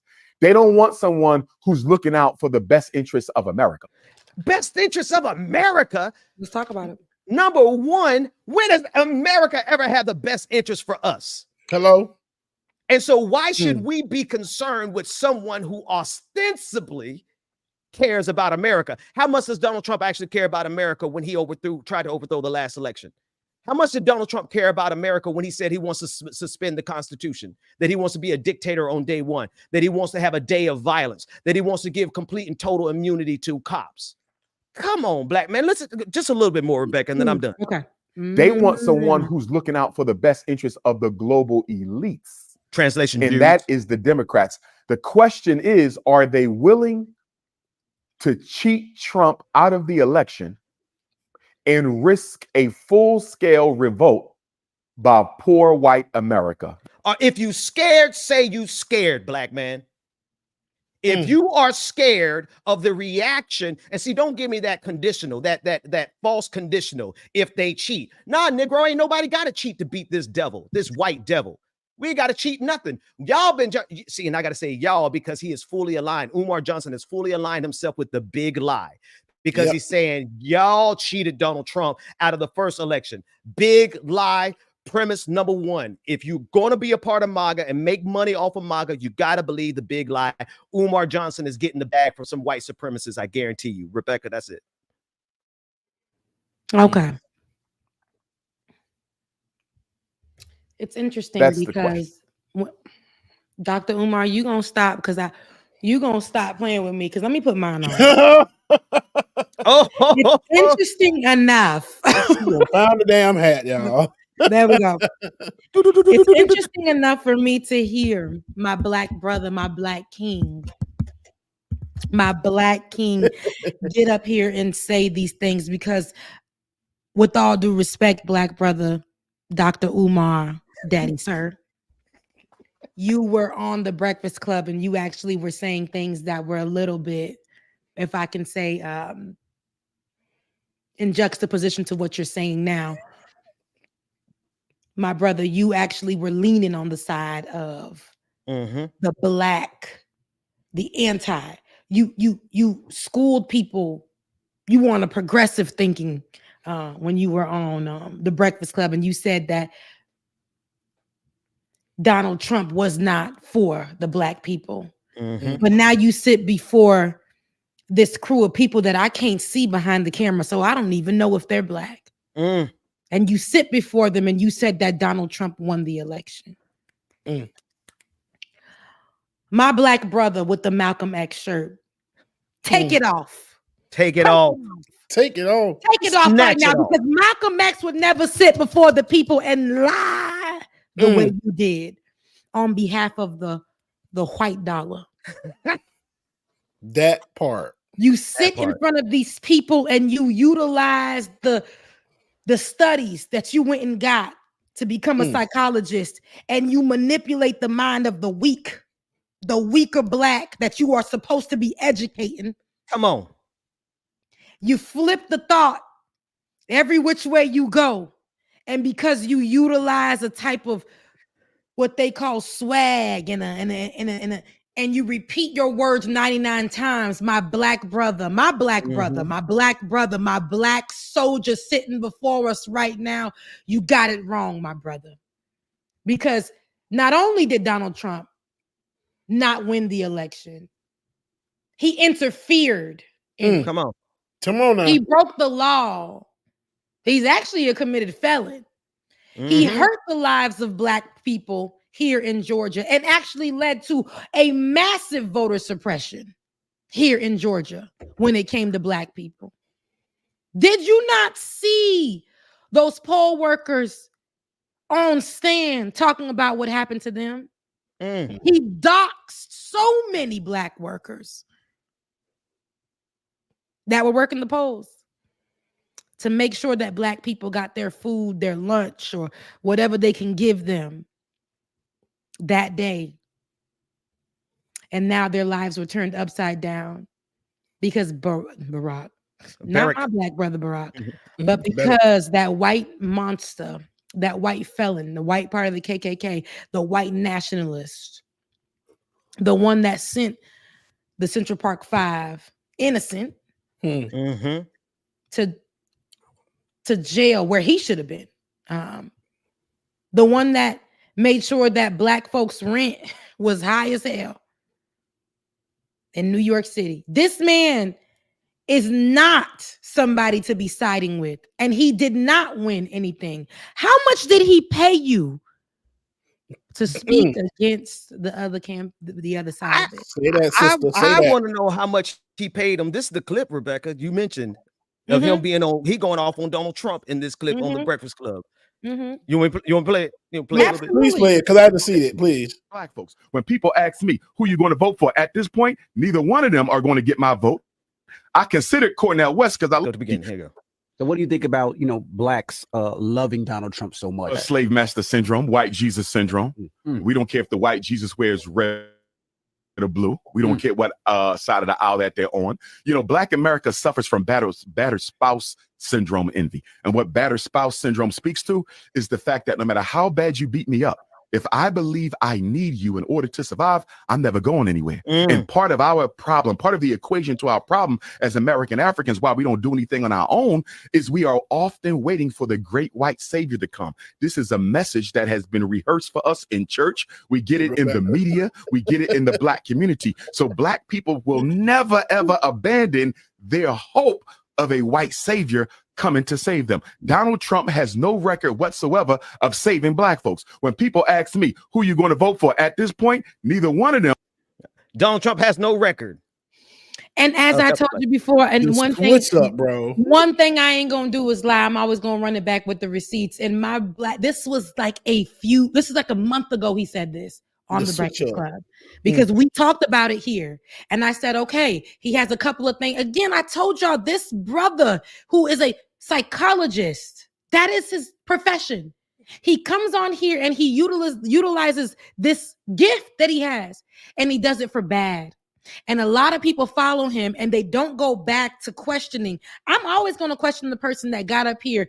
If you're going to switch your stance on something, flip just like that, tell me why you did that. Don't just come up here and act like you didn't just say this about a month ago. This is you. This is you right here. No, this wasn't 2016. This was this year.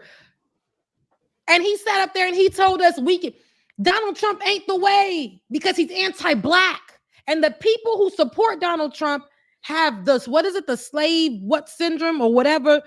Battered spouse syndrome that he wrapped into a slave narrative. Okay, so let's be honest here. For all my Dr. Umar people. These are the ones that you should be afraid of because they add in facts and they add in how they truly feel. And the next day when they get $1, every time this man gets on air and does a show, it does something or whatever, he gets paid. Yep. Y'all think that he's sleeping at night worrying about how y'all hating him or how y'all supporting him?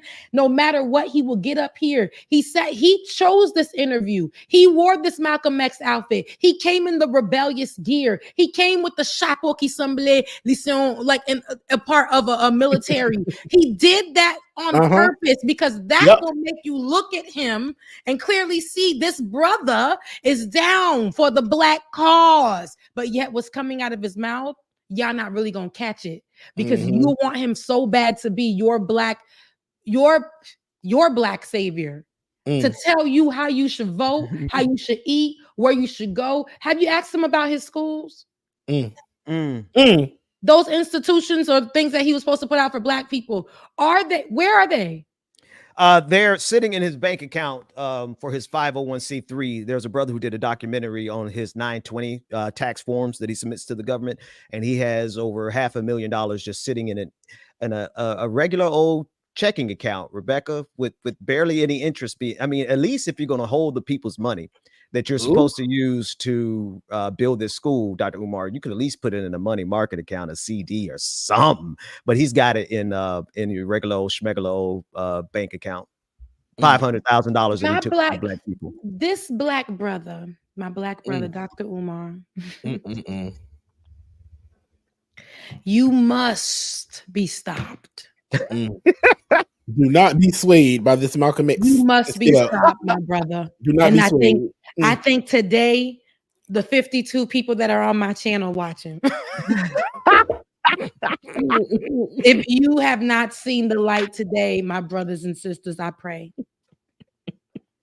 that you today were delivered, because not only did we bring the facts, the receipts, we brought it from the mouth of the devil himself. And how we brought the date. Some of y'all thought this was a 2016 interview. It was just a month ago. This black brother sat up here and told us just opposite of what he's sitting here and telling whoever he's speaking to right now on this particular channel, right? He sat there and told us he ain't voting because Trump is anti-black. Now he sits here and says that Donald Trump won the election. This is a similar tactic that J.D. Vance went out there and did when he wanted people to be outraged and swayed about immigrants and sway them towards the vote for Donald Trump. This is what now they got my brother Dr. Umar doing. And if the black man can't back away from the white, he's sitting here and acting like this is given what the syndrome he's talking about with the people on the left when he was sitting at the Breakfast Club. Donald Trump is so popular. Donald Trump is Sorry about that. No, free yourself, my brother. I just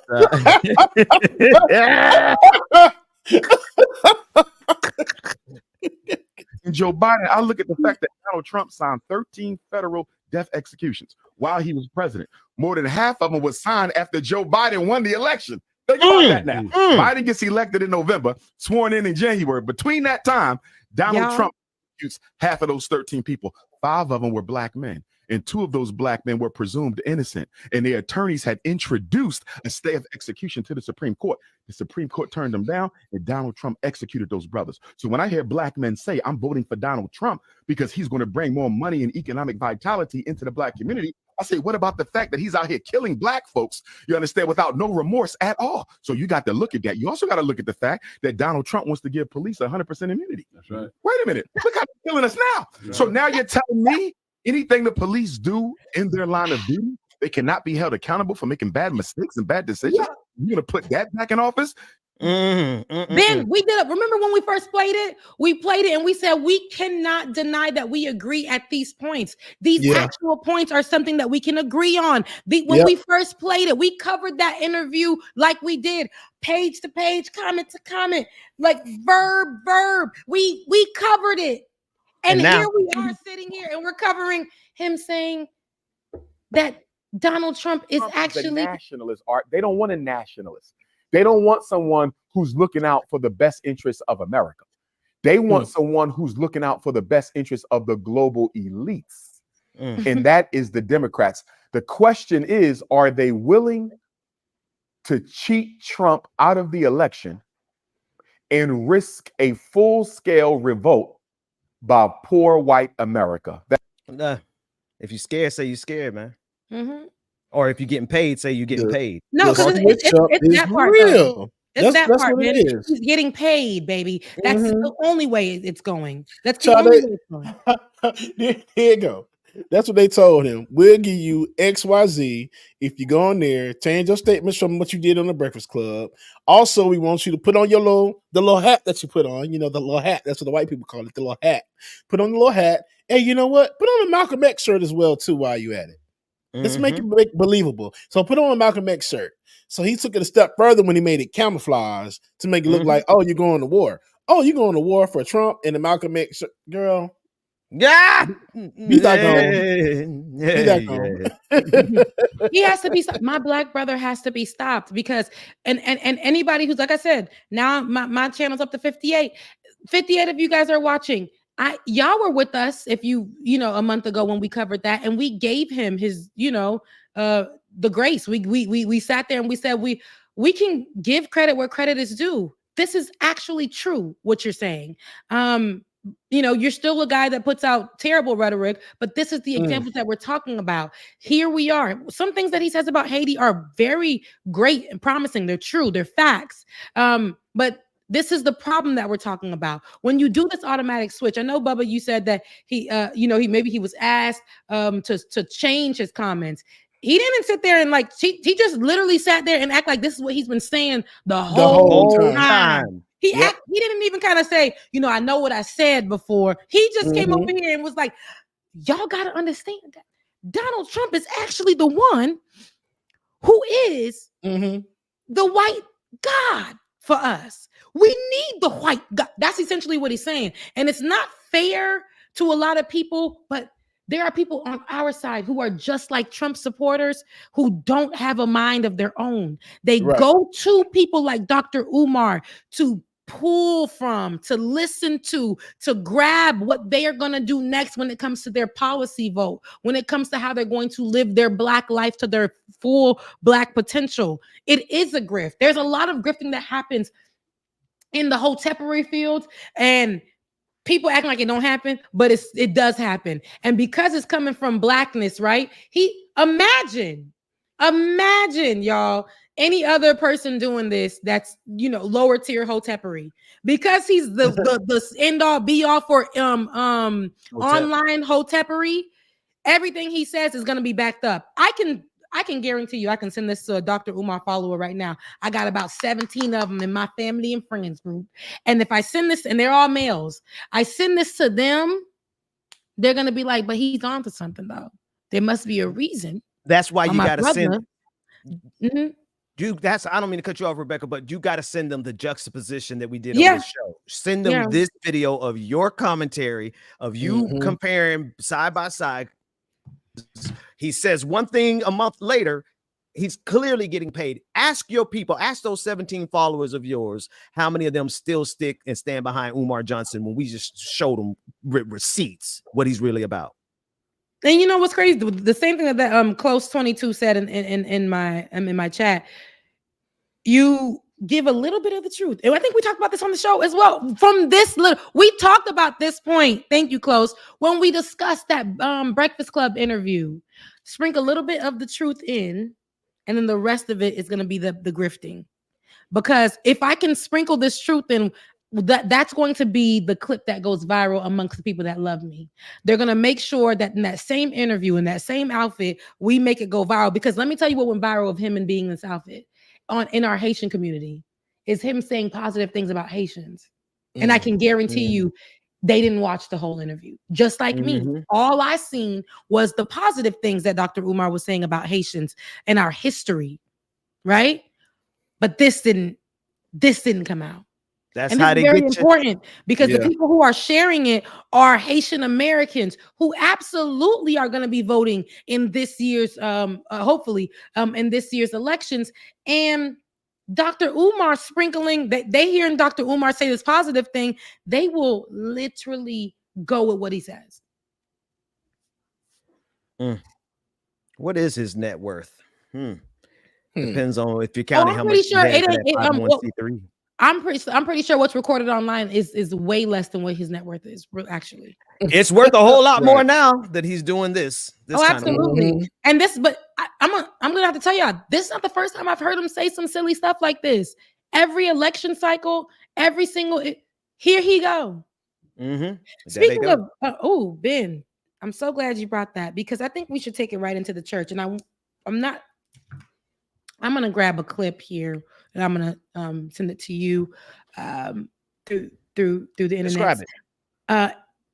Speaking of people who are saying crazy stuff, Dr. Umar, every election cycle, people run to him and see what he got to say. We got Pastor Keon, who is now married to Shawnee O'Neal. Pastor Keon, the same pastor, and Ben, I'm gonna grab the clip because I want you to grab this specific clip because I know his old ones are trending right now. But Pastor Keon, again, who's married to Shawnee O'Neal, this pastor went viral for saying that Haitians in Haiti are suffering because of voodoo, because we are African. And so he said that. Then he went on after a hurricane a storm ripped through Texas a few months ago, and they ripped through. I think he was renting out Joel Osteen's like lower level church or something like that for his church. Then he went on. Let me see. Yep, Ben, pause it right there. We're gonna get there in a second. Thank you for that. Go ahead. Keep on. Then he went on to ask after the hurricane ripped through the church and actually paid for the restructuring of it. The FEMA, I guess, or whatever is FEMA over there, pay for the restructuring of it. He asked his church for $4 million to build a mega church. $4 million. Wow. $4 million during they're in the same hurricane. They in the same need. And he asked them for $4 million to rebuild the church, but now make it a bigger mega church. Then he went on Wait, right before that, he actually went viral for shushing a woman at his church. Yes. She was having the Holy Ghost, and yes, in a black church, there's things that we call catching the Holy Ghost. Catching the Holy Ghost, but we also call it you're unorganized. There's a word for it when you are doing out of order. Out of order. There we go. You are out of order, and there be people who be out of order. Yes, right. But he went from shushing her, and mind you, he said, "Oh, she's been doing this for a long time." You knew she was about to be on the praise team, and you still allowed her to sing. And if she did that, it was also a problem. That would have been a thing, right?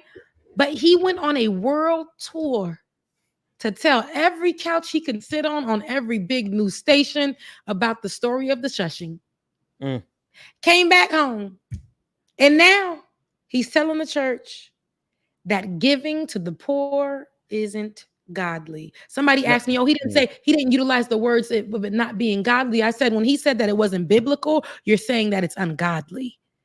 He said that giving to the poor gives you back nothing, and that is not what God wants for you. So you're saying that it's ungodly. A pastor said this, and I'm gonna tell you, there are too many Bible verses I can quote that literally says, give to the poor. It tells us to serve people who don't have. God was literally walking with the ones who didn't have. So what are you saying? Give it to the church. Amen. That $4 million that he's looking for to build a mega church. Ben, what was that first clip? Was that him talking about Haiti in that first one? This one is the one with the horrible resolution is the one him talking about Haiti. Let's look at that one first. Yeah. Here we go. I say this with all due respect. Haiti is one of the poorest countries in the world. In fact, they say it is the poorest country in the Western Hemisphere. Have you ever wondered how in the world can Haiti share an island with the Dominican Republic? Dumbass, it's the same islands. And go 70 miles in one direction and see a place where people are still dying from E. coli. Anti-blackness right here in preaching. Well, I'll tell you why. Because in the 1700s, when the African slaves came to the island of Haiti, and they introduced an idea called voodoo.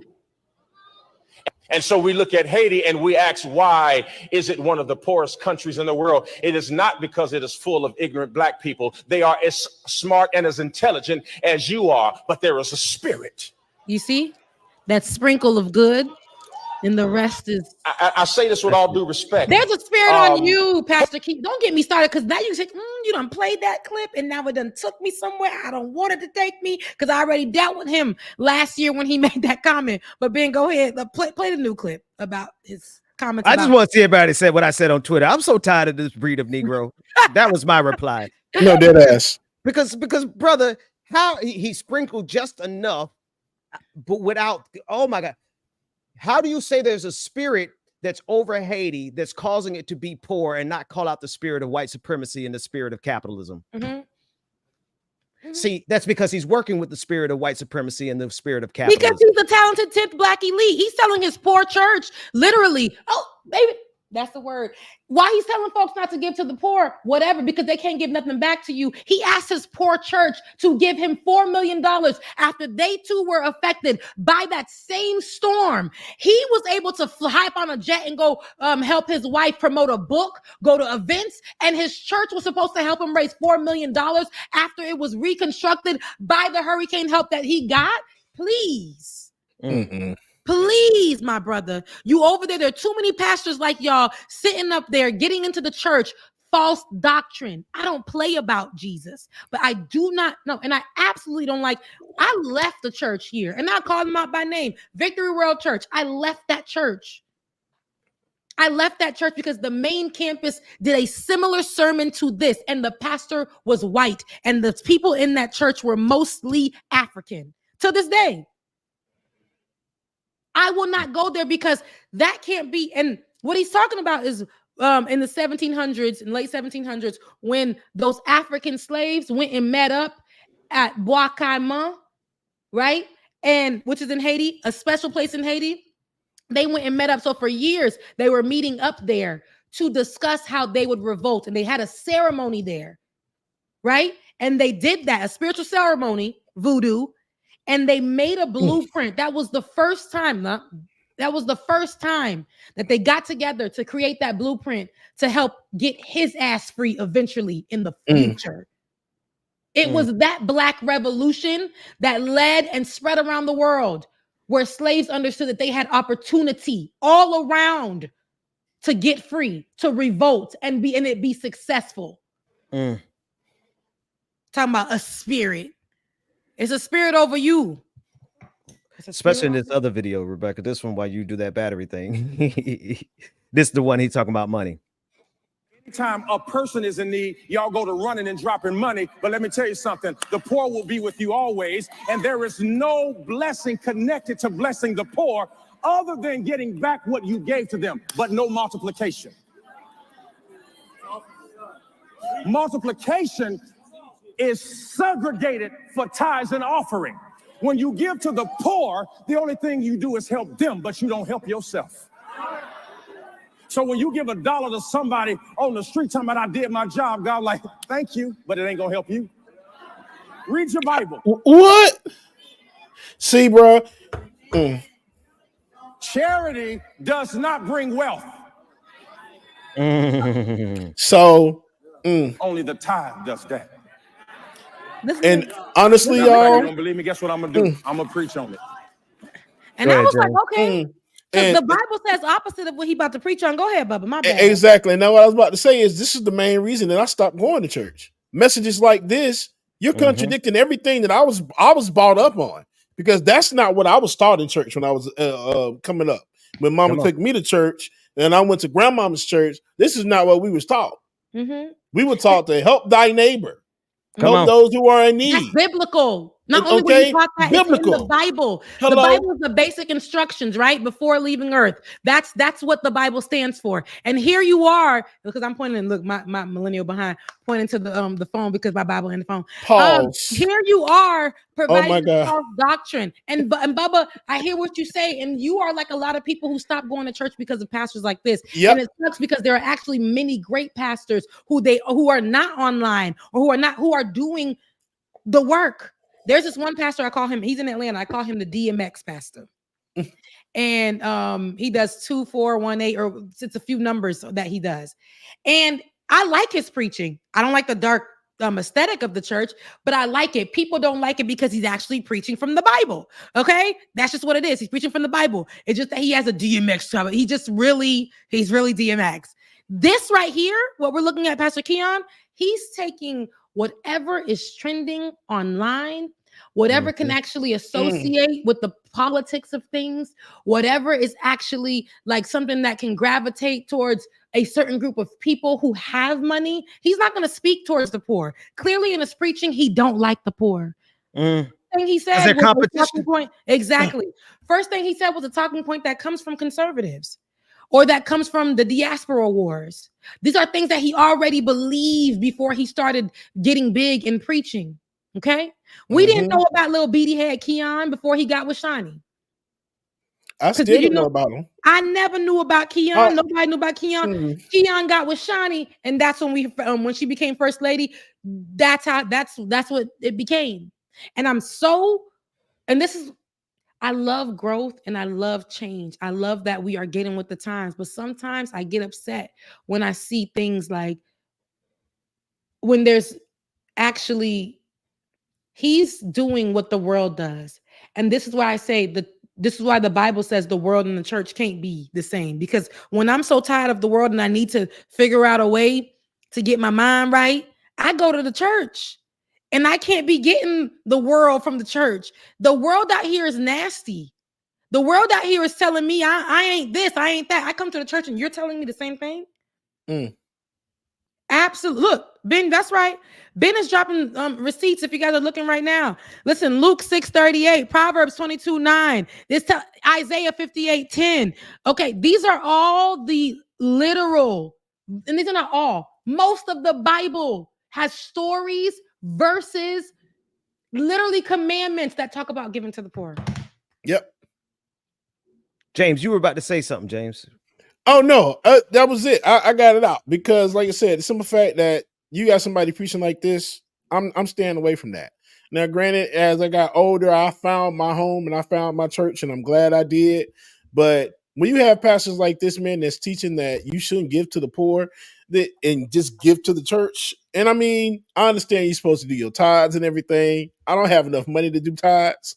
I can't afford tithes. You give But in different still, ways. That's I time. give in different ways, you know. But when you have a message like this being spewed, it's those type of pastors are a problem. Now I kind of want to know what his views are on the LGBTQ, what the Oh, you alphabet. can imagine. Come on. Already know. No, he probably actually, like I said, he goes with the times. He might sway. It might be a certain type of LGBTQIA plus he could stand, and it might be a one that he can't.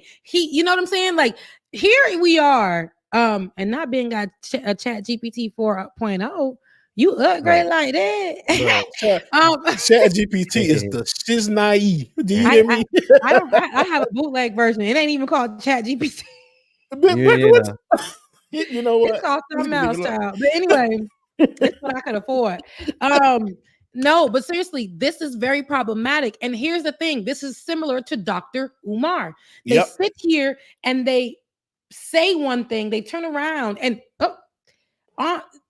the influencer commentator, I won't say she's a commentator, but the Haitian influencer singer Jessie Wu, she actually reached out to him for him to do a like to take it back what he said, and he initially from her video, she said he decided not to do it anymore because this is Jessie Wu.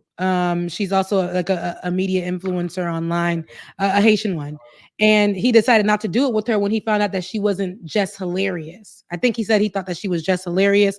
And when he found out that she wasn't, he decided not to do it with her. Meanwhile, Jessie Wu actually worked with Jess Hilarious, and she's was formerly on the Dish Network. She's been on different platforms, and he didn't think that she was celebrity enough for him to sit with and actually be schooled on or be taught about the truth about Haiti. So he never came out with a video to denounce what he said or to retract what he said. Who that in the background, Bubba? That's cute. Hey, Q. Everybody say, "Hey, Q." What up, bro? Hey, listen, I do want to say, I want to say a little bit more about that preacher, though. Please do, because I wanted to make sure. Let's see, let's pull him back up and tell me, can y'all hear the audio? No. Yeah, I can't. Okay, I lost the audio, so I won't be able to do the audio again. But I gave y'all, you got the scriptures already, right? Scripture by scripture, this guy sets up that frame. You know what? Forget about it. Because Rebecca, as I'm replaying what you said in my head, I think you hit every single point. The point that he's reframing this, he's using just a little bit of truth. He sprinkles a little bit of truth in, and then he goes one step further to draw everybody with him. And is that what you're saying Umar Johnson is doing too? They take a little bit of truth, and then they sprinkle in something that ain't true. But because so many people trust them, pastors and hoteps, they trust them. They take all, just like Janet Jackson with her brother. She believed anything Randy Jackson was telling her. And so they take all that sprinkle of truth, and then they add in that one thing that's a lie. And then you assume, like, people really take it to heart. They say, oh, well, everything else they said was true, so this extra thing must be true too. Mm-hmm. And this is the problem with that. And it's like you sit before a certain type of people, and he's actually manipulating them the same way that Dr. Umar is manipulating the people who follow him. You are the specialty that you have, your gift, your expertise is a psychologist. Here, his gift, his expertise allegedly is being a preacher and knowing his word. So what are people looking for? To be taught, to come closer to God. And here he is leading these people, because like I said, church is culty. A lot of things are culty. We just don't like to name them as a cult, but a lot of things can be considered a cult, and church is one of those things. So coming into this, and you're following this man for actual teachings from the Bible, and he's breaking things down to you falsely, making things up, and telling you that giving to the poor is not what God says. Charity is not a work of God, because what you give them, you get back. That's terrible, bro. The greatest of these. How big is this congregation? Do y'all know? Is this congregation? I mean, it's a semi mega church, because I believe he uses the Joel Osteen, somewhere in Joel Osteen's lower level because he got a lot. Niggas in the from basement. church. But it's still mega compared to other churches. Ben, what were you gonna say? Yeah. I mean, the fact that he said that charity isn't the fact that he played down charity when 1 Corinthians 13:13 says, and now by the faith, hope, and charity, these three, but the greatest is charity. Charity. Mm-hmm. Preach, brother. That's it. That's it. And that's gonna preach right there by itself. People don't want to believe these things, but if we're gonna talk about you being in the church, I don't like that people like to. We all do it. If you're gonna say you're a believer and you're going by the Bible, taking it and making your own words in it is ridiculous to me.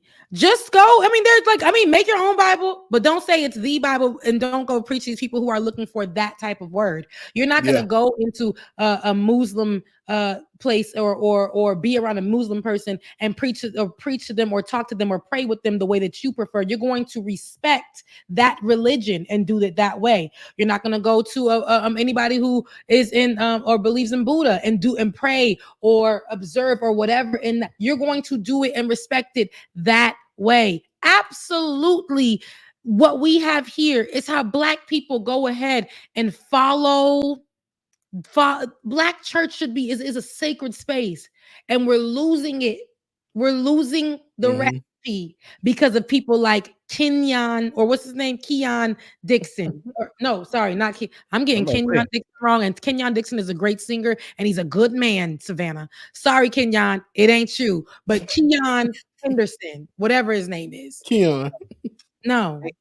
Hey, Jim Harrigan, I'd love to know more about what you mean in physics. We call it momentum, and how you're tying it to the conversation about charity and love. And A train with enough speed. He's talking about them. These people, like a train with enough speed can go easily off the tracks. Here they are as they continue to pick up momentum. Yep. Okay. Now they're going off the rails. I believe he's talking about the people themselves, and that is facts. That's facts. Dr. Umar, you give them enough followers, you give them enough people, that train gonna move a little quicker, right? And then they're gonna get crazy. They're gonna go off the rails. They're going to grift. And that's where we are. At the highest level, I mean, you got to have some balls to get out there and like literally just change what the Bible says as it pertains to charity. Like you literally just took it. The greatest amongst these is charity. And this man got to the pulpit and said, charity's all right, but it ain't as good as your tithes and offering. Nope. Whew. Child. Mercy on that man. Please, Lord, because people think that it don't come from them. And it's funny because if you look at people like P. Diddy, things will always find its way towards you. I don't care if you are the bishop of whatever church. I don't care if you are the best leader to some people and you've always been a cheerful this and that, and you've done that and you've gave it to the community. If you are like out here doing the outfit was crazy. No, like, go back to the first one. Go back to the first one when he was talking about Haiti. Oh my. And for the listening audience, a comment came up while I was talking with it. It was like, and wear that outfit? It's crazy. I'm trying to tie it all together. And it just don't, it's no tying in. It doesn't tie in at all. It looks like vaginas on his shirt right now. Oh my God. It does. It looks like vaginas. Rebecca. I'm done. I'm done with Lucy, you know what? And that's just telling me all that I need to know. The stripes with the circles and other things, it's like, that's not it. That is not it. No. So anyway, folks, Rebecca, I don't know where you about to go. You about to mention Diddy, but I want to say y'all need to hit that share, that like, that subscribe button. Yeah. Y'all need to be tipping your host, plural, dual, the two of them, not me. Don't send anything to me. Y'all can donate to my church when y'all come on Sunday. But Amen. Yo, what we did. Listen, we just went through, and we got to cut these clips up. Matter of fact, y'all in the audience, you could help us with this. Get your favorite part of today's segment, cut that and share it on social media, tag us in it, and we'll share it with our audience. Because the way, Rebecca, you've been breaking down the subjects today and the subjects we had a chance to actually tackle, I think is some of the most critical conversations in this country, but ain't nobody going to hear it unless y'all share, like, and subscribe. Amen. On another note, I didn't know that Bible stood for basic instructions before leaving Earth. You taught me something. Oh. Now, yeah, I mean, that's what I heard all my life. Do I know if it's true? If it's official? I don't know, but I know that's It what worked for me. That's a no. I That's heard that. That works. I heard that. it I works. I already was like, know. oh my God, it do Yeah. mean that. Yeah. Okay. Please do. Listen, y'all. We are at the end of the show. Thank you, Ben, because I would have took it off the rails. Y'all was giving me too much momentum. I was going to take it off the rails too. But no, it is 12 o'clock. We've been speaking before you. We did this Monday show because we weren't able to catch you guys on the weekend. Again, the storms had hit a funeral. My great aunt had passed away. That lady been sitting on ice till nobody's business until October 12th. She done died on September 22nd. Oh Lord Jesus. She's been sitting on ice for almost a month because of the hurricanes. Oh wow. Okay. Wow. Put her in the ground already. And because of the latest storm, Milton, I wasn't able to go down and visit her because when I looked at the tickets, I initially had a ticket to go down and they canceled it. And then when the tickets came back out, price gouging as a MF. The price gouging was like crazy. Shout out to Courtney. Love you. Yeah. Love you back.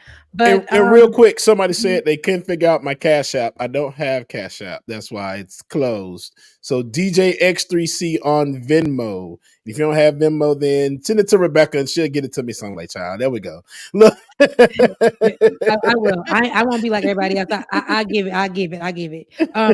And for anybody who wants to give, of course, it's Becca's Voice on Cash App. I should be monetized soon. I did put up on my page to be monetized, so give it some moments and give it a few days hopefully, and we should be there. But y'all, we're doing this work. Go ahead. Hang on, sorry, I'm sorry to interrupt you because I just I gotta do what I mean. I see 235 people in the stream today. Now, this is charity. The Bible says the greatest amongst these is charity. Y'all, amen. Hands down, I am not going to, hands down, Rebecca Azor, DJ Exclusive, and myself, we bring the absolute best content imaginable. Right now, my sister, Rebecca Azor, is in need, and I ain't got no problem. It's harder for me to ask for money for myself, Rebecca. If I was asking for myself, I'd be like, I don't know. Can you maybe? But y'all need to bless my sister. So I need 20 of the people in this audience right now, just 10% of you, to send $10 to Rebecca Azor on Becca's Voice on Cash App. 20 people send $10 to Rebecca Azor. Another 20 people, because that's only another 10% of you, send $10 to Brother DJ Exclusive at PayPal. I don't know yours off the top of my head, DJ Exclusive. Which one? DJ Exclusive at gmail.com. 3 X's. DJ Exclusive at gmail.com. So the only thing that you have to think about is when you pull up your Cash App or your PayPal, or when you pick up your phone, who am I going to send the $10 to? I'm going to send it to Rebecca Azor. I'm going to send it to DJ Exclusive. Or maybe you got it like that. You send it to both of them. Send and support this show. And then I need y'all to share, like, and subscribe to this show. I need y'all to leave comments. And I need you to take this content. I need you to tag Umar Johnson in it. Yes, we called him out. We'll call him out again. We're going to tag Pastor Keon. We calling him out every day. Tag these people and say we want the smoke, and we welcome them to come on the show to defend their positions because we think they super coons, to be honest. Amen. Absolutely. So there Rebecca put her hat on and everything. I put the hat and I went and found it in the back of the closet, and I said, let me keep it close because I know one day for such a time as this, and this was the day. No, seriously, y'all, I love being with y'all. Thank you for making my Monday amazing. For those of you guys who are not working right now and celebrating Indigenous Peoples Day, make sure, shouts out to our Indigenous people, the people who actually are the ones who have their blood in the land. Okay. And this is their land, like nobody's business, and they don't want to talk about that. So Columbus Day is also, I guess, celebrated on this day. And for those of you who are celebrating Columbus Day, I hope that you are actually working. James, it sounds like you had a revelation over there. No, I'm about to send you this picture, man, so you can post this, because this is something that I saw that was true. I'll just send it to in your Twitter DM, our group chat. Cool. Thanks. Go ahead, Becca. Sorry. Yeah. So that's true right there. But no, but literally for Indigenous Peoples Day, that's what I really want to commemorate on today and to celebrate, and for those people who are trying to protect their sacred lands here till this day, and people are trying to build damn communities so white people can run with their ponytails in that neighborhood. No, we don't. We ain't trying to have that. So shout out to our indigenous people. Absolutely love, and we thank you because this land that you saved and preserved, it became our land, and here we are. That's why people got a little Cherokee in them. Hello. We do. And does. And do. And then that's why my edge is curly like it is. Ty knows what's going on. No, but this is a true picture. I don't remember Southern states complaining when undocumented workers came over like this. Of course not. No, we're no. And then they built everything in this damn country anyway. Hello? All right. So yeah, it is what it is. In this country, in Spain, in Europe, like all the places in Europe, we're not gonna get there. Cause see, now we're gonna do a whole nother hour about we ain't doing that right now. But thank you guys. I really, really appreciate it. Thank you so much. Thank you, William. Thank you, Nicholas. Not Nicholas. Thank you, Nicole and Justin. I hope I answered your question. Mondays are playing catch up, but because the campaign is still going on in just a few days, literally like 2 weeks, two and a half. Have an election. Right, so the wrong one. More of us right here. Have the conversations. Get with y'all. We might even have some guests. Just stay tuned and you'll see. Like it or not, Saturday or sometime this week. You never know. You never know when we coming live. You never know. Love you guys. Mean it. See you next time.